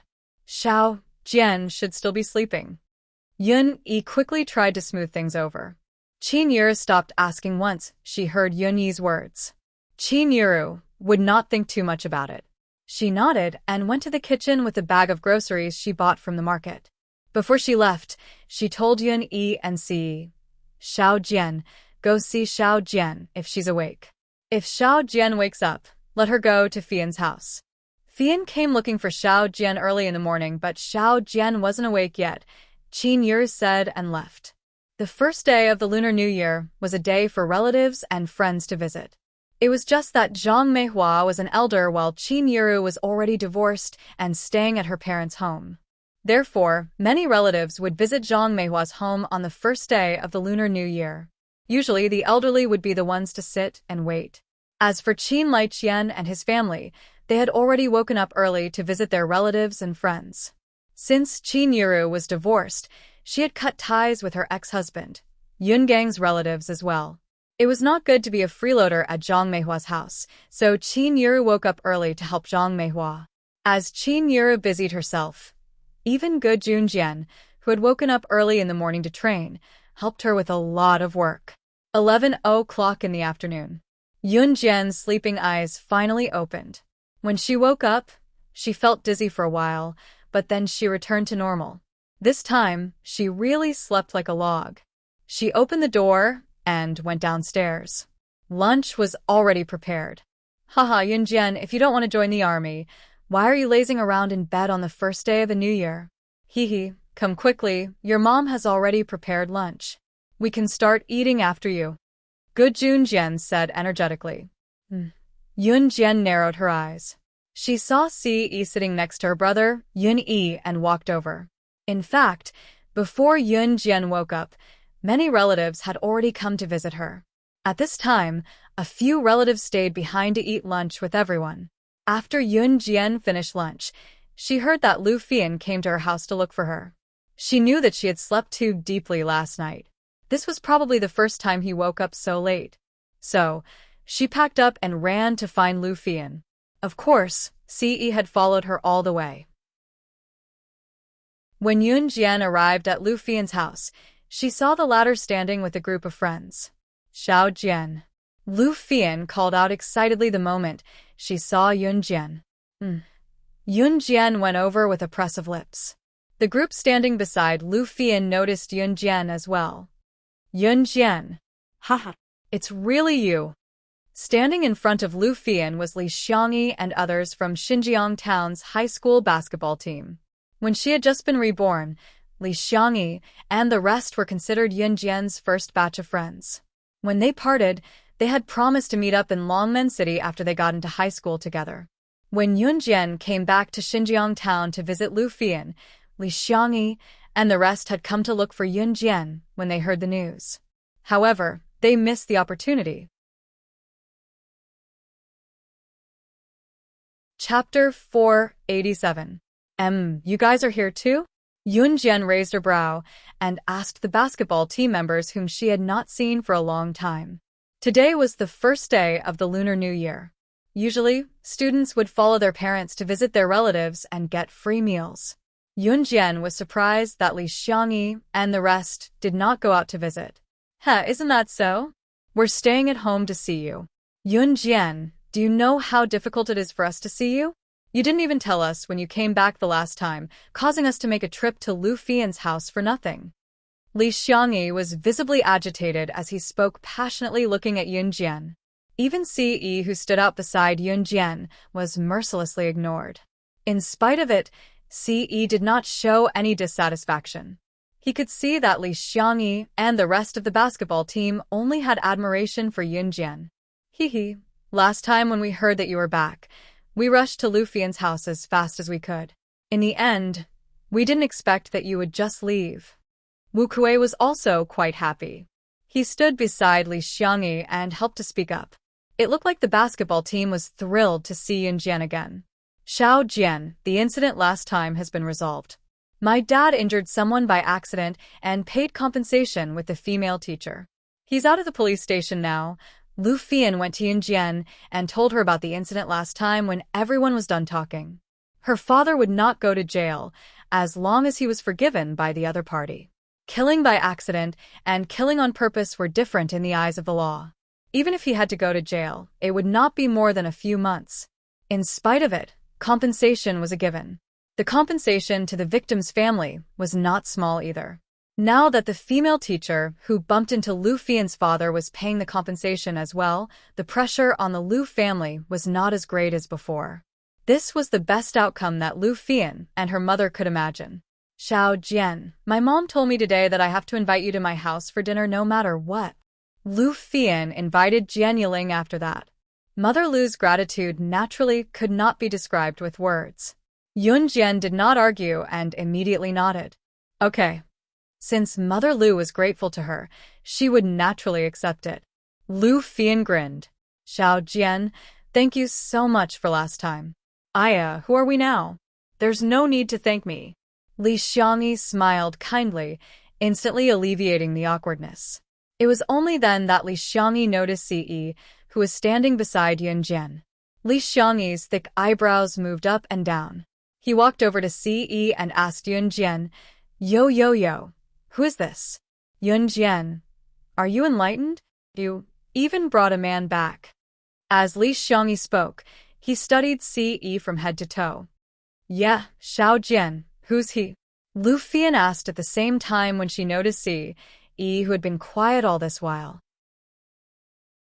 Thus, the group quickly turned their attention to Ce. They would not have known if they did not look, but once they did, they held their breaths. Ce was handsome, and it would not be an exaggeration to say that his looks could make the world lose its color. Even Li Xiangyi and his friends who were also men could not help taking a closer look at Ce. Her man. Before Yun Jian could say anything, Ce summed it up with 3 words that were rather infuriating. Whose man? Yun Jian's man? Chapter 488. Just as Ce said that, Yun Jian gave him a little push. Yun Jian looked at the group with a smile, the sweetness on her lips unmistakable. Haha. With one glance, Lu Fian knew that Yun Jian and Ce were definitely up to something. Thus, Lu Fian moved closer to Yun Jian and asked with a grin, Xiao Jian, what happened to you when I wasn't around? Her Xiao Jian had found a man behind her back. Yun Jian glanced at Lu Fian from the corner of her eyes and blinked. After a moment, she smirked and flicked Lu Fian's forehead softly under everyone's expectant gaze. Take a guess. Lu Fian was dumbfounded before she pouted. Before Lu Fian could say anything, however, Li Xiangyi's voice rang. All right, let's take a stroll in town now, huh? Although they were going for a stroll, Li Xiangyi actually wanted to bring Yun Jian to Xinjiang Town's basketball court and ask her to teach more basketball skills to his team while Yun Jian was still around. It was not hard to tell that Li Xiangyi and his group were basketball fans. Yun Jian saw through Li Xiangyi's intention as well. She looked down, as if afraid that Lu Fian would continue asking her about what she said just now. She quickly answered, and then let's go. After saying that, she lifted her leg and walked forward. Ce caught up when she saw her moving forward, maintaining her position beside Yun Jian.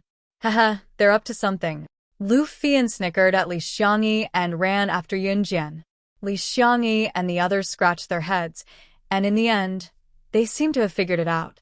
They followed the direction that Yun Jian and Ce went. Li Xiangyi even ran to the front to lead the way. In the end, Li Xiangyi led the group to the only outdoor gym in Xinjiang Town. The only outdoor gym in Xinjiang Town was set up near the town's government building. In addition, there was a special basketball court here which was built for people who loved playing basketball and exercising. The investment fund here was provided by the government as well. Come, Yun Jian, I haven't seen you play basketball in a long time. Demonstrate for us. Li Xiangyi fished out a basketball from his bulging bag and passed it to Yun Jian. There were already many people running and shooting hoops on the basketball court. Girls' screams could be heard from time to time. There were no basketball hoops left for Li Xiangyi and the others to play basketball. There were only 4 hoops on the court, but from where they were from the side. The 4 hoops seemed to be occupied by members of a team. That was because there wasn't a basketball match going on over there. Instead, it was a group of gangsters with tattoos all over their bodies, randomly shooting basketballs. Seeing this, Captain Wenrui greeted Yunjian and the others and went over. He wanted to negotiate with that group of people to see if they could let him take out a basketball rack. On the other hand, Yunjian and the others waited where they were. Xiao Jian? An incredulous male voice came from behind her. Yunjian turned around beside Ce and her gaze sharpened when she saw who it was. The person standing in front of her was holding a basketball with one hand and had his jacket slung over his shoulder to show off in front of the girls. He was Yuanjun, whom she had not seen for a long time. He was also the indirect culprit of the original owner's death. Yuanjun was thrilled when he saw Yunjian. Chapter 489. Before Yunjian left Xinjiang Town, Yuanjun and Lin Mingyu were the perfect couple in Xinjiang Town High School. They were the envy of many boys and girls in the school. Yuanjun got together with Lin Mingyu only because her father was the principal of Xinjiang Town High School. Actually, the person Yuanjun really liked was Yunjian. His original plan was to date Lin Mingyu while he secretly maintained a relationship with Yunjian. Yuanjun also had a good plan. He wanted to use Lin Mingyu to make his life smooth, and when he graduated and had a stable career, he would dump Lin Mingyu. By then, he could officially be together with Yunjian. However, Yuanjun did not consider whether the original Yunjian liked him or not. In Yuanjun's mind, all girls would like his type. However, before Yuanjun could do that, Yunjian changed. She was no longer the same person as before. Even so, Yuanjun only thought that Yunjian was playing hard to get with him. He was Xinjiang Town High School's most handsome boy. He was the most outstanding boy in the school. How could Yunjian not like him? Until Yunjian ignored him again and again, which made Yuanjun afraid. He even narcissistically thought that after he broke up with Lin Mingyu, Yunjian would forgive him.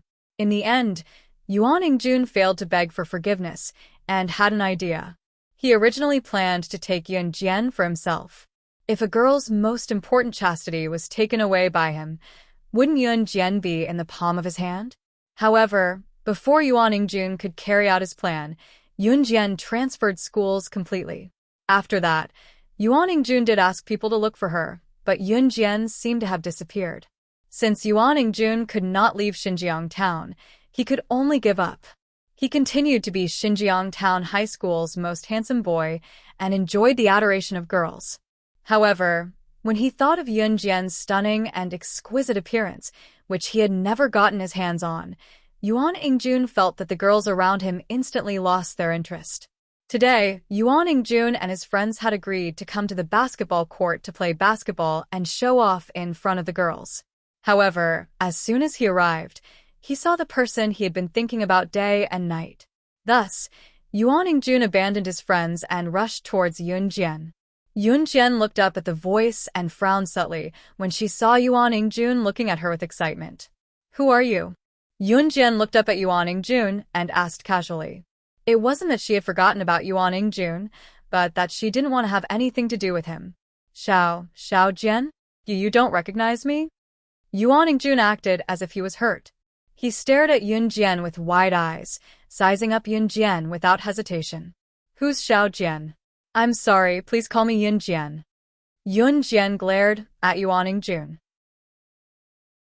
The resolute attitude she displayed when she spoke could be understood even if the people around them were dumb.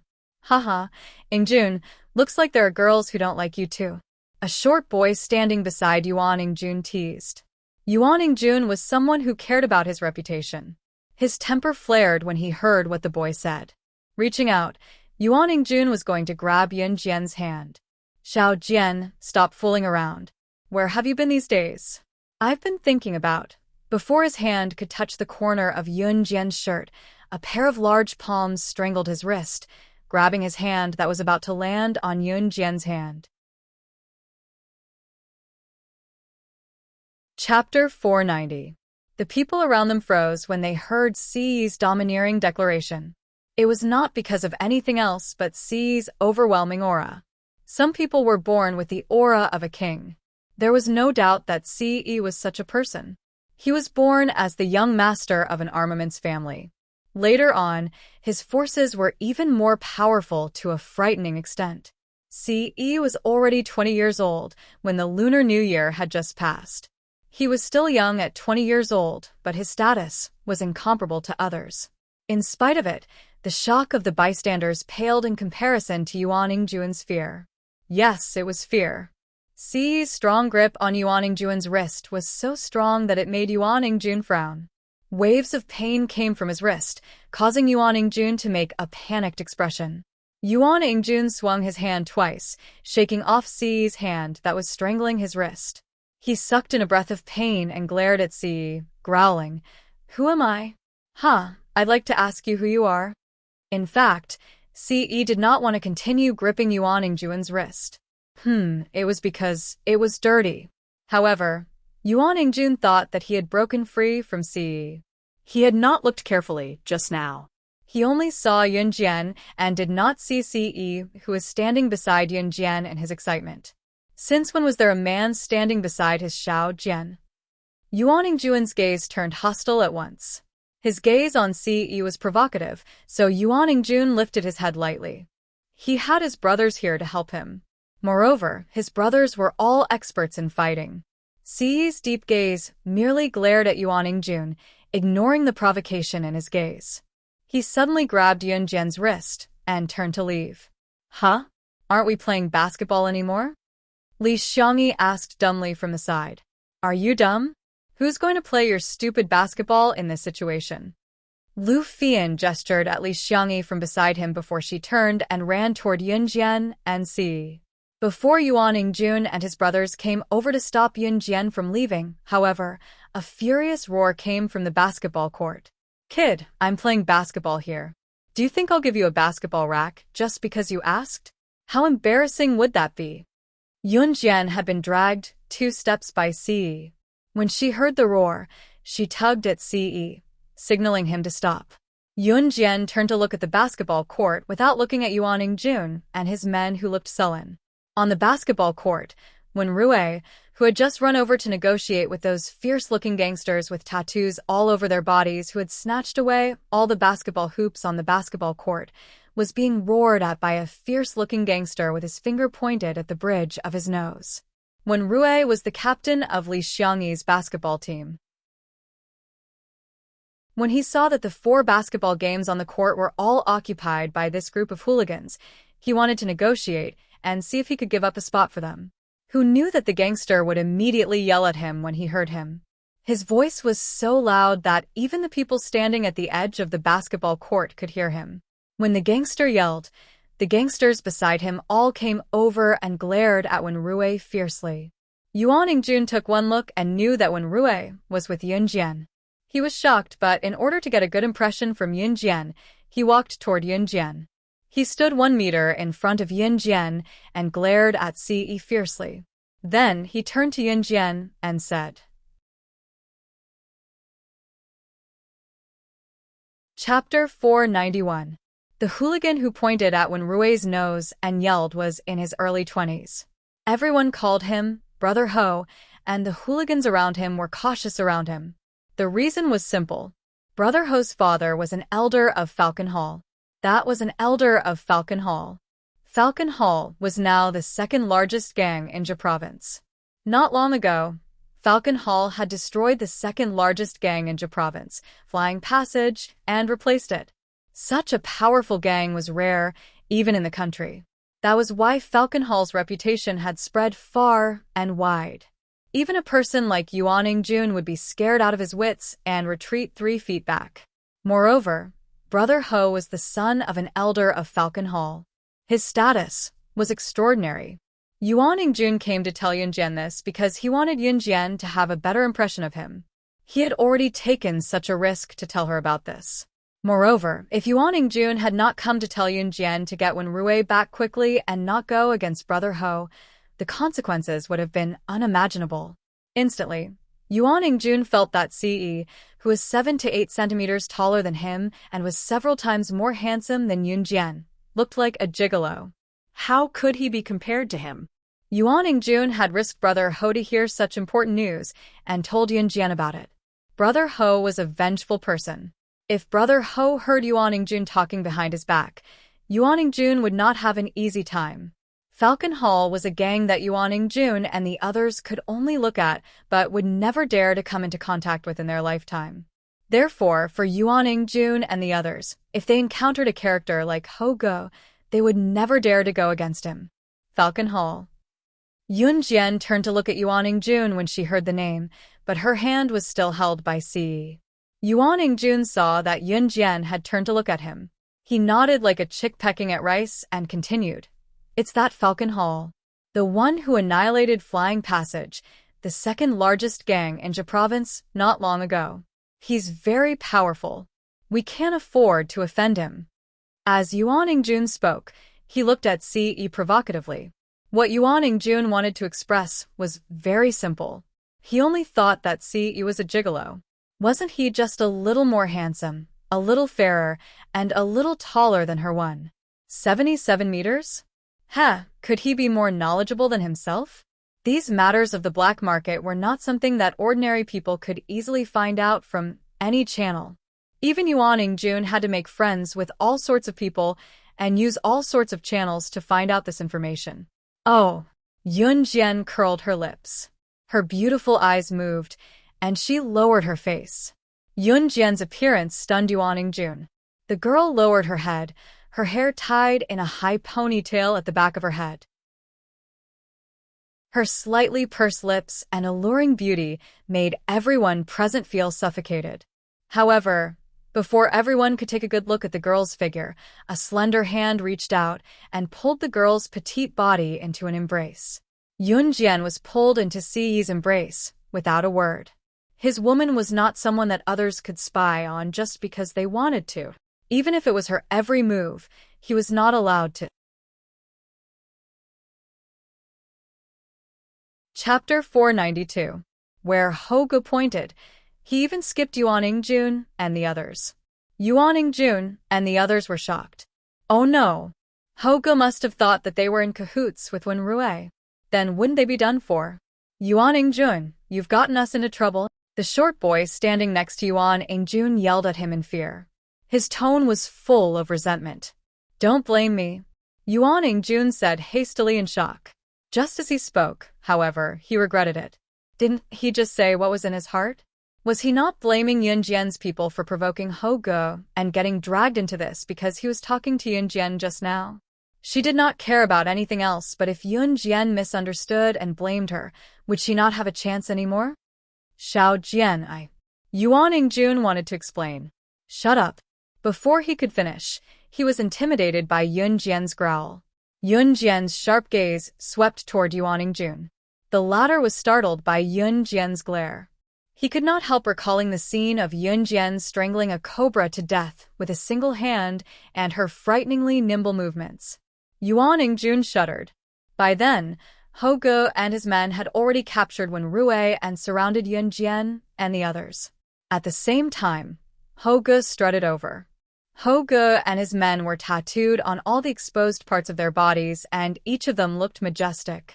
They jogged over and surrounded Yunjian and the others. It was like a gang fight in the movies. Yuan Jun was dumbfounded. He swallowed the saliva of both of them. If someone were to look carefully, they would probably be able to see that Yuan Jun's pair of relatively long and thin legs were shivering in a subtle posture. His legs were like springs, trembling here and there. Hee, I heard that you guys want to snatch the basketball hoop from me?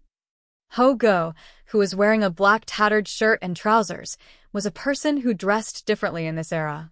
At this time, Hogo was swaggering towards Yunjian and the others. Wenrui was already under control.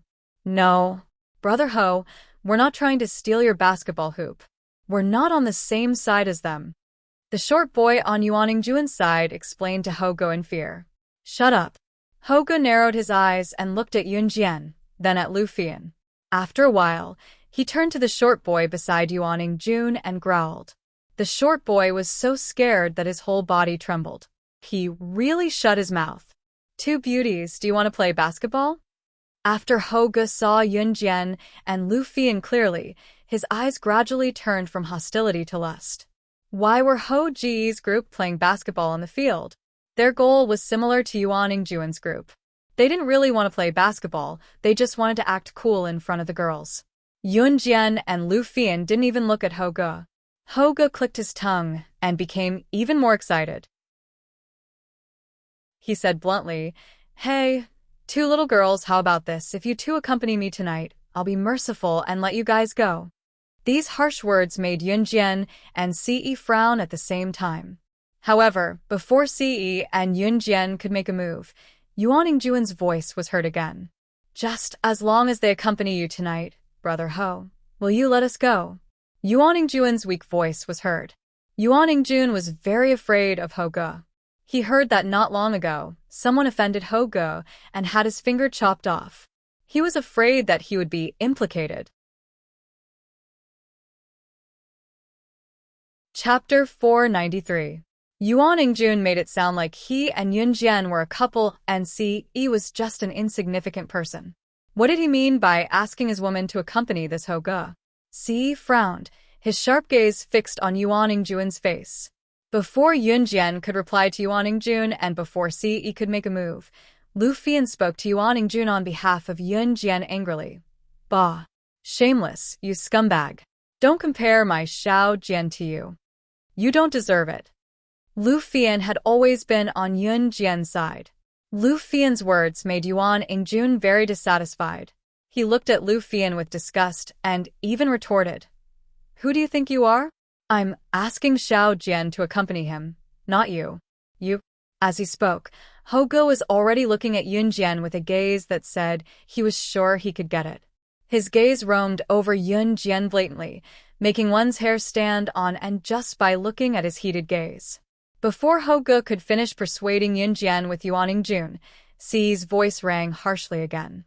"Don't let me hear you slander her again, and you'll die." Yuan Ingjun and Hoge shuddered when they heard the voice and slowly turned their gazes to Ce. The moment they saw Ce clearly, they were both stunned. Then, the emotions of shock, fear, terror, and horror overwhelmed him.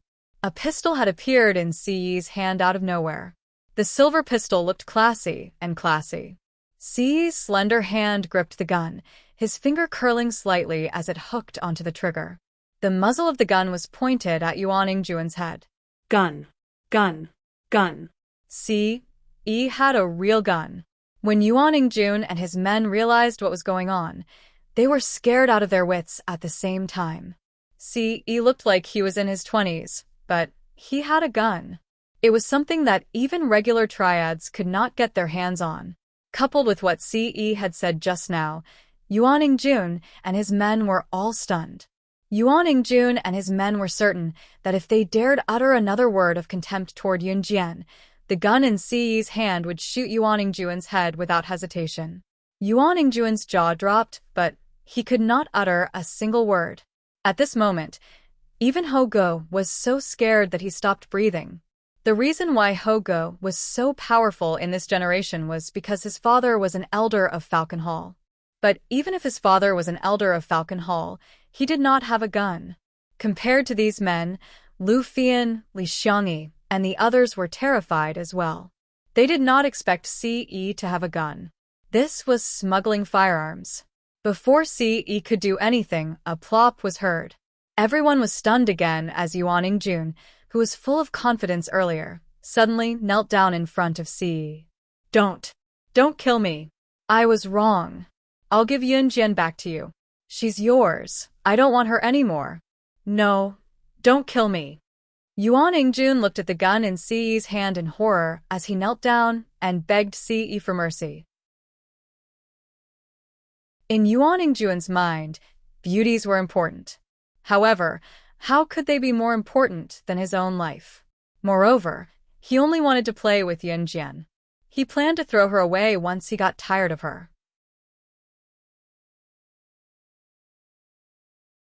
Chapter 494. I'll say this again, there's nothing between you and me. There's no such thing as returning the favor. If you spout nonsense again in the future, this will be your end. Before Yuan Ingjun could finish, Yun Jian snatched the gun from Si's hand. Ce allowed her to snatch the gun from his hand. After Yun Jian finished speaking, she pulled the trigger with her index finger and shot Yuan Ingjun, who was kneeling on the ground. TSK, because it was a silencer, there was no need to worry about the loud noise that would attract attention. Ah! Yuan Ingjun, a grown man, was so frightened by Yun Jian's sudden attack that he shrieked in pain. He never thought that Yun Jian would snatch Ci's gun and shoot at him. Ho Go and the others who were standing at the side shivered violently. She actually dared to shoot. At that moment, the bullet fired from the silencer grazed past Yuan Ingjun's head with a distance of 0.1 centimeters. Kacha! The sound of metal being pierced was heard. Everyone turned around to look. Next to the concrete floor of the basketball court, there was a small hole in the pile of ordinary steel fences that had been shot by the bullet just now. The hole that had been shot through was still filled with a wisp of smoke from the gunpowder. Everyone couldn't help but gulp at this scene. If the bullet hadn't brushed past Yuan Ingjun's head, but had instead pierced right through his head, everyone's hearts couldn't help but tremble at the thought of this. Ah! Yuan Ingjun shrieked. The school hunk aura that he put on in the past completely disintegrated at this moment. Even the people who came with Yuan Ingjun were shocked by Yuan Ingjun's cowardice. Yun Jian never thought of shooting Yuan Ingjun to death. It was the first day of the new year, and she didn't want to become a well-known figure so soon. However, Yun Jian didn't return Ci's gun to him. She turned her head slightly to look at Ce and saw that he was looking at her with a gentle gaze. His gaze seemed to say that no matter what she did, he would stand behind her and support her unconditionally. Yun Jian pursed her lips and suddenly felt that she had nothing else to worry about. Suddenly, Yun Jian turned her sharp eyes to Ho Go. Her sharp eyes were also sizing up Ho Go. Ho Go trembled under his stare. Why are you looking at me like that? If Ho Go looked at Yun Jian as if she was a beauty at the beginning, then at this time, it was completely different. She even fired a gun just like that. This woman was too terrifying. Your father is an elder of Falcon Hall? What's his name? Yun Jian tilted her head and looked at Ho Go in a perverse manner. This question made Brother Ho shudder. What do you want? Ho Go was a little hesitant and didn't say it out loud. Nothing. Yun Jian twirled the gun in her hand. It seems like you want to have a taste of my gun too? Yun Jian threatened as she held the gun in her hand. This scene made Brother Ho's heart skip a beat. Ho Go immediately shouted, Duan Lei, my father is Duan Lei. It's him? Hearing this name, Yun Jian narrowed her eyes and asked. Ho Go was actually Duan Lei's son? And Duan Lei was also Su Zetian's subordinate. He even had some dealings with Yun Jian. Who would have thought that Duan Lei, an honest man, would have such an unkind child? You know my father? Ho Go panicked when Yun Jian acted as if she knew his father. He had done so many bad things. If his father found out, he would definitely kill him. Then who are you? Ho Go mustered up his courage and asked. Chapter 495. Yun Jian. Ho Go murmured. His instincts told him that she was not simple. How could a woman who could shoot people with a gun be simple? Ho Go was in Xinjiang town today because his hometown was in the countryside of Xinjiang town. It was Chinese New Year now, so his father had brought him back to his hometown. Since this woman named Yun Jian dared to ask his father who she was, she must have some tricks up her sleeves. Ho Go had already retracted his gaze towards Yun Jian, who dared to shoot at him. Let's go. Ho Go waved his hand, gesturing for his brothers to follow him. Ho Ji's brothers listened to Ho Ji's order and immediately turned to leave. Did I say that you can leave? Ho Go and the others had just turned when Ci's magnetic voice came from behind them. Yun Jian had kept quiet after finding out that Ho Go was Duan Lei's son. Based on Ho Ji's personality, he would definitely not be able to resist asking Duan Lei who she was. Ho Go would probably still be in trouble when Duan Lei found out what had happened. However, before Yun Jian could speak, Ci spoke. You dare to slander my woman and you still want to leave? Si's hoarse but slightly threatening male voice made Ho-ge and the others, who had already turned to leave, tremble again. Si's existence was even more mysterious compared to Yunjian, who had shot at him directly. After all, that gun had been taken from Si's hands. It was true that Ce had aimed the gun at Yuan Ingjun initially. However, the fact that he could take out a gun proved one point. Even Ho Ji's father, Duan Lei, who was in Falcon Hall's underworld and was now an elder, did not have the right to carry a gun at all times. However, Ce had a gun. This proved one point. He was definitely more powerful than his father. Ho-ge had made it to this point, so he still had this bit of insight. He trembled as he looked at Ce. In the end, he swallowed hard and changed his previous arrogance. He lowered his head to look at Ce and asked, "Do you have any other orders?" The son of an elder in Falcon Hall actually lowered his head to Yunjian and Ce. Aura. This was the power of a person's aura. Yuan Ingjun had already recovered from his shock. However, he was still unable to calm down.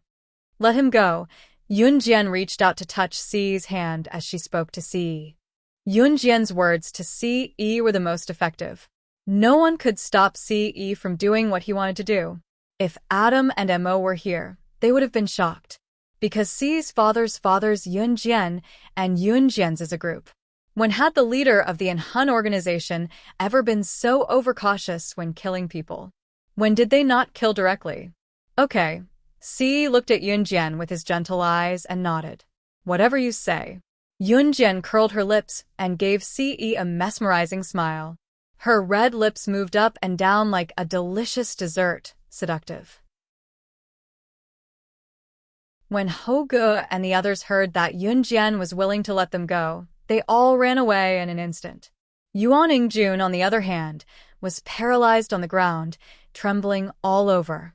He couldn't accept this.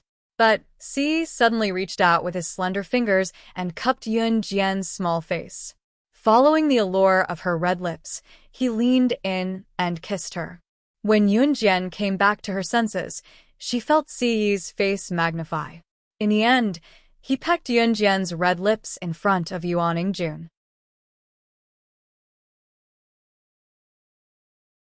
Chapter 496. Yuan Ingjun watched as Ce kissed the soft lips that he had thought about countless times, but never had the chance to do so in front of him. He was instantly devastated.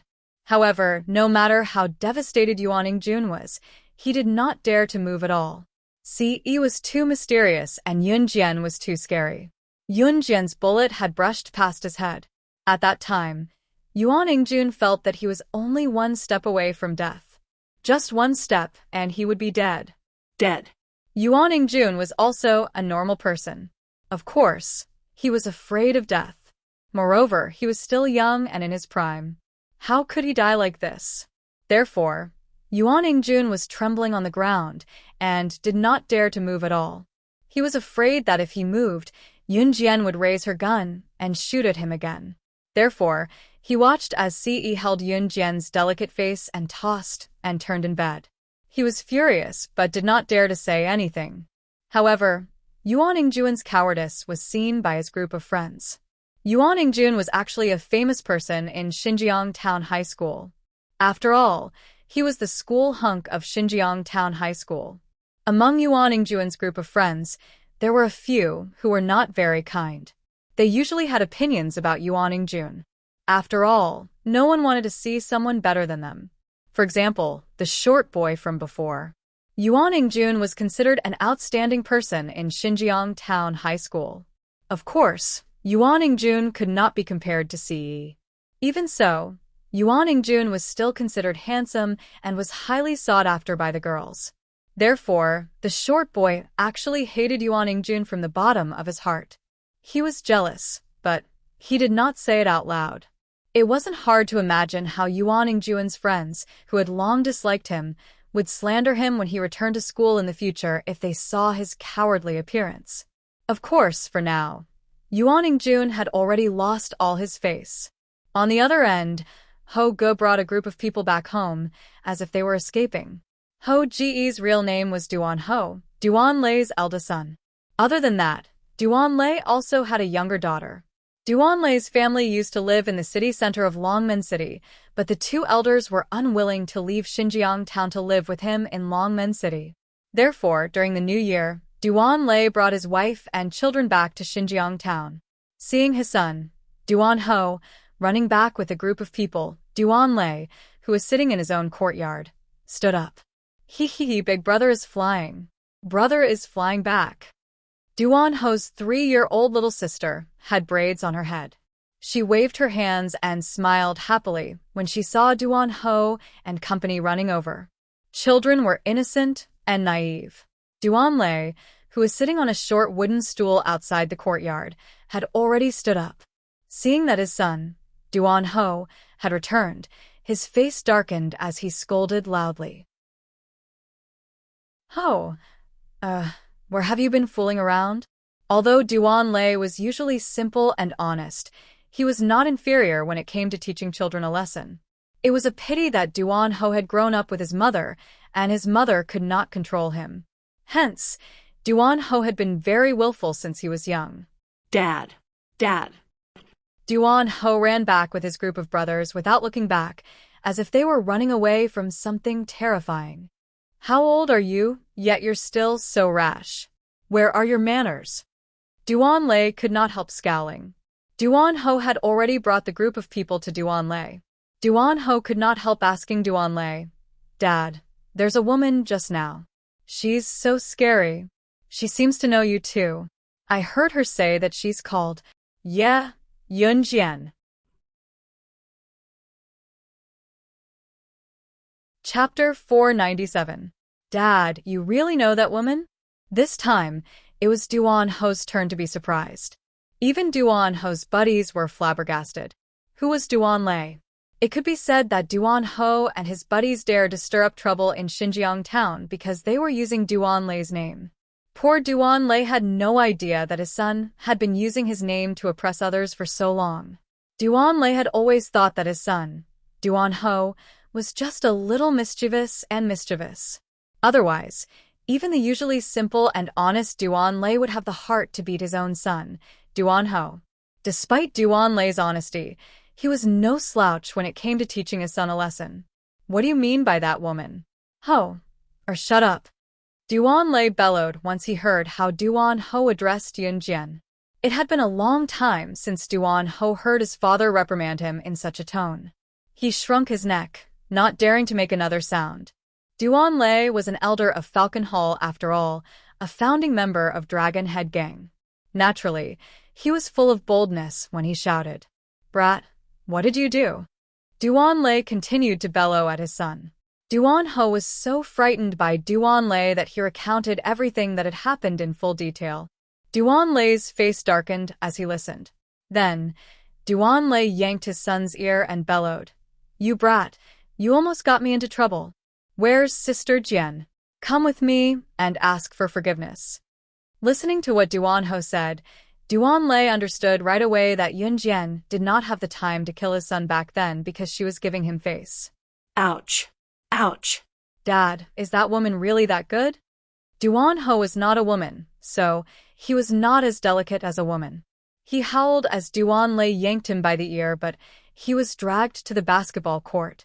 Duanlei did not mention Yunjian's identity, which baffled Duan Ho and his buddies even more.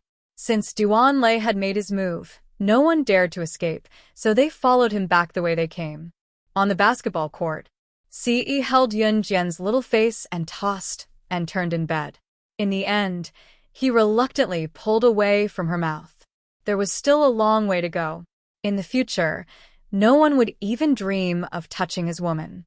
Just like that, Ce kissed Yunjian in front of Yuaningjun. Yunjian's face was flushed red.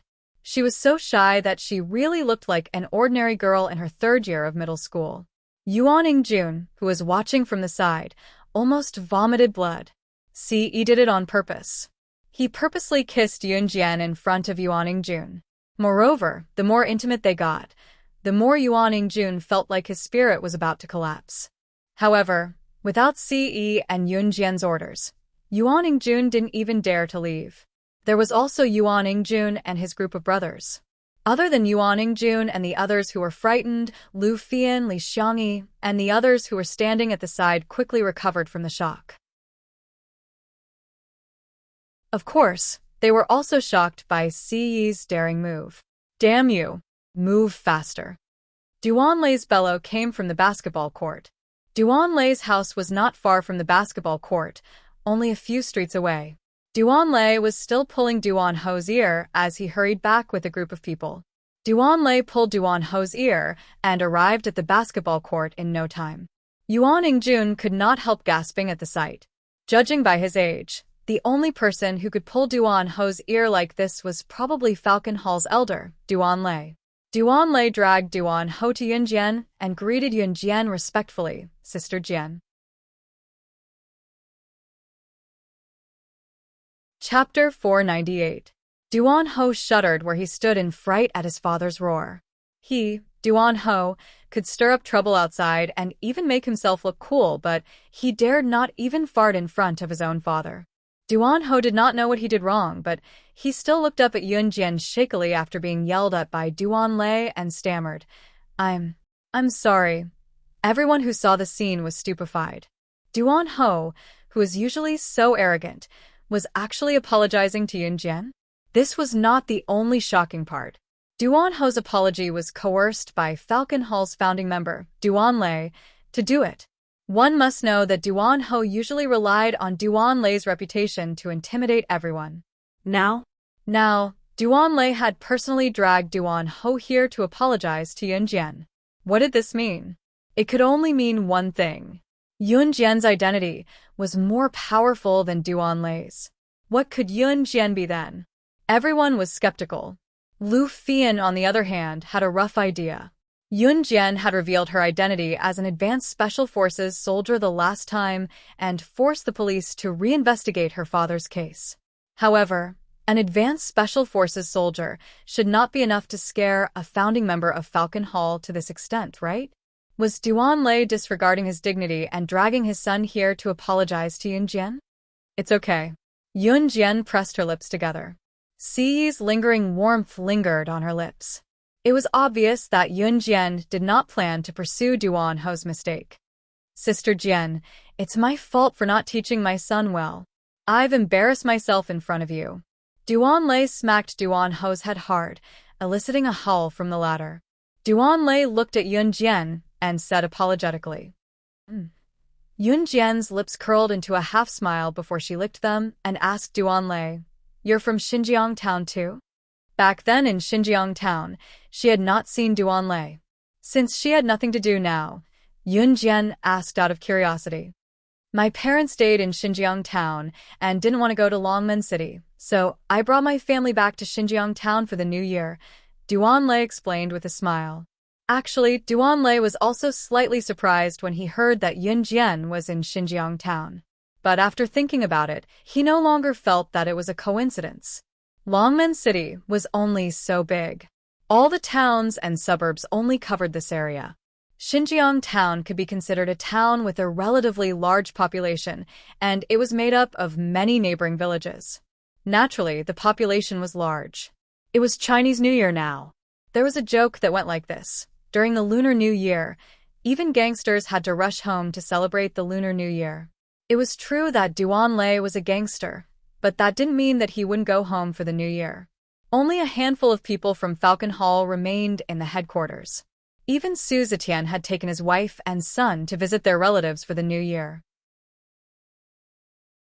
Yunjian and Duan Lei chatted for a bit while Si Yi, who stood beside them, said nothing. The others merely watched and listened as well. Li Xiangyi and the others gradually lost interest in playing basketball. When they were done, Yunjian bade farewell to Duan Lei. Beckoning Li Xiangyi, Lu Fian, and the others to leave with her and Si Yi, Yuan Jun, who was lying on the ground, breathed a sigh of relief. It was only now that Yunjian had completely left with Si Yi that he heaved a sigh of relief. Dad, who is she? Why did you insist that I apologize just now? Yuan Jun and the others heard Duan Ho's question to Duan Lei.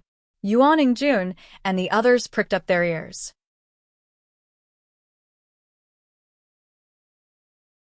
Chapter 499. Once Duan Lei said that, everyone there was in a state of fear and disbelief. Falcon Hall was originally Dragon Head Gang.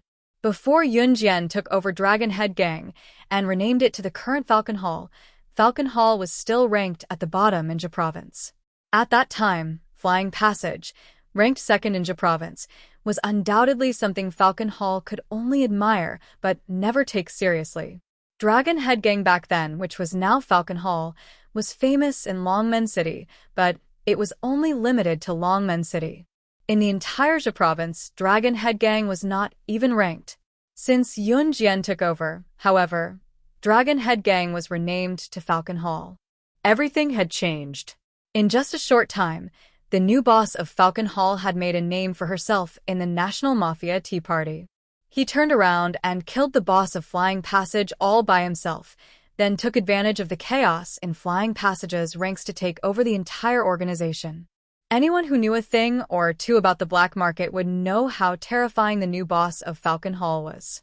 Now, they were suddenly told that the person who had taken the entire black market by storm was the spirited Yun Jian, who was dressed like a regular student with her hair tied in a high ponytail.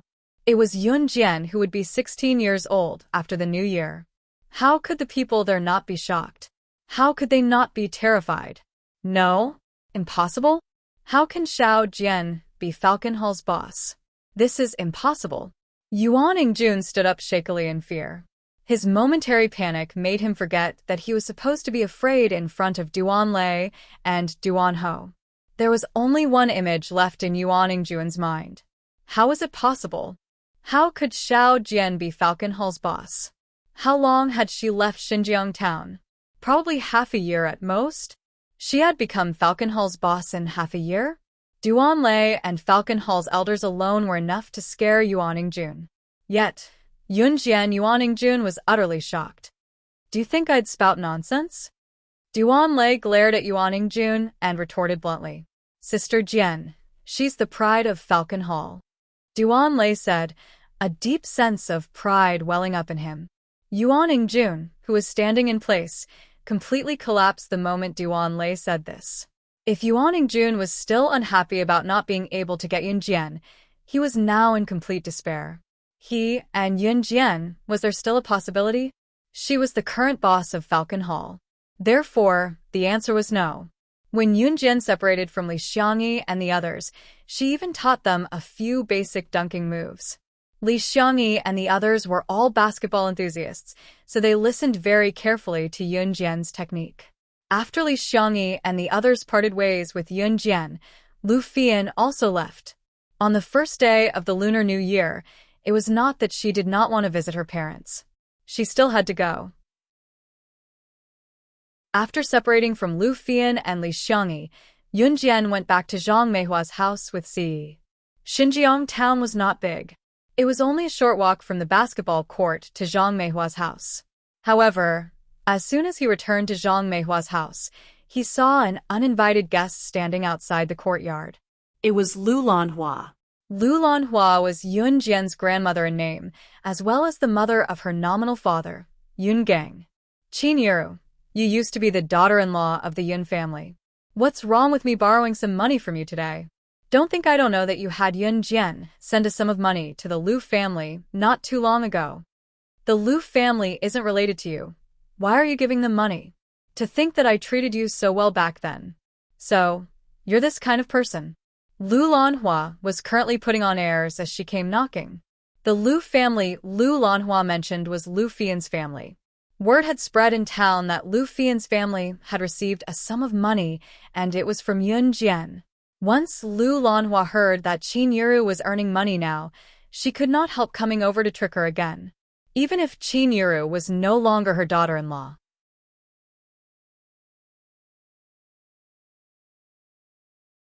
Chapter 500. Although Lu Lanhua said that she was borrowing money, in reality, if Qin Yiru lent her money, she would not be able to get it back. At this moment, Qin Yiru and Ge Junjian, who had not left yet, were standing at the entrance of the courtyard, listening to Lu Lanhua's scolding. Obviously, Yun Jian had just returned, and Lu Lanhua had just arrived. The moment she arrived, Lu Lanhua scolded Qin Yiru in front of Ge Junjian. Zhang Meihua and Qin Liqian's family had gone out to pay New Year's greetings. On the first day of the new year, Qin Yiru was probably the only one who did not have anywhere to go. Ge Junjian was not in a hurry to go back. After all, he would be alone at home. Since he got along well with Yun Jian's mother, Qin Yiru, he stayed to chat for a while and even helped Qin Yiru with a lot of housework. Lu Lanhua had a sharp tongue and was famous for being a shrew in Xinjiang town. Therefore, under Lu Lanhua's aggressive words, Qin Yiru did not even have the time to reply. Obviously, Qin Yiru was very angry at this moment. Ge Junjian stood in front of Lu Lanhua, preventing her from scolding Qin Yiru directly. Yun Jian had just returned home and heard Lu Lanhua's words when she saw Ge Junjian, who was 1.8 meters tall and mighty, standing in front of Qin Yiru and fighting back against the uncultured Lu Lanhua. Auntie, she has already divorced your son. Logically speaking, she doesn't have to support you. Ge Junjian stood beside Qin Yiru the whole time. As if they had found a soulmate in life, they told each other everything. Ge Junjian already knew about the situation in Qin Yiru's family. On the first day of the new year, she did not go out to pay New Year's greetings, but her ex-mother-in-law came to ask for money. Ge Junjian knew that it was not appropriate for him to interrupt as an outsider, but this matter was too unreasonable. Even as an outsider, Ge Junjian could not stand it. Who do you think you are? Looking at Ge Junjian, who stood out suddenly, Lu Lanhua's frown deepened. Her wrinkled brows, her wrinkled face scrunched up, looking menacing. Before Ge Junjian could reply, Lu Lanhua pointed at Qin Yiru and hollered, "You no wonder you were so resolute when you divorced my ganger. You have another man. Huh, you're a woman who doesn't behave herself." She was clearly here to ask for money, but Lu Lanhua spoke without thinking. She was Lu Lanhua's and Lu Lanhua? Lu Lanhua's right. Lu's right. Yunza's to her family's to the end, to be to her to be a A's two's. Yiru. He's to me to visit. He to me to Jiang Yun, s. I to e. Yun's. I've raised Xiao Jian and Xiao Yi single-handedly. Your son and I are divorced too. If we're being honest, Yun Gang must give Xiao Jian and Xiao Yi a monthly allowance since they're still underage. Otherwise, I can sue him. I didn't ask you for the money either. I didn't take anything from your family that should be taken away or shouldn't be taken away. I live by my conscience, and I'm worthy of myself. I asked Xiao Jian to send the money to the Lu family. I saved it painstakingly. The money belongs to me. Who are you to decide for me? It's my freedom to spend it however I want. So, please leave now. Qin Yiru spat out a torrent of words, her voice louder than Lu Lanhua's. This time, Qin Yiru was truly enraged. Qin Yiru's outburst made even Yun Jian, who was about to enter the yard to stand up for her mother, stop in her tracks. You're tuning in to the Dreamy Chapters YouTube channel. We're so grateful for your support, and don't forget to subscribe to join us on this incredible journey through captivating stories. Your generosity through donations truly makes a world of difference, as it's the primary source of revenue that allows me to expand and enhance this channel for you. Thank you from the bottom of my heart for being a part of this adventure.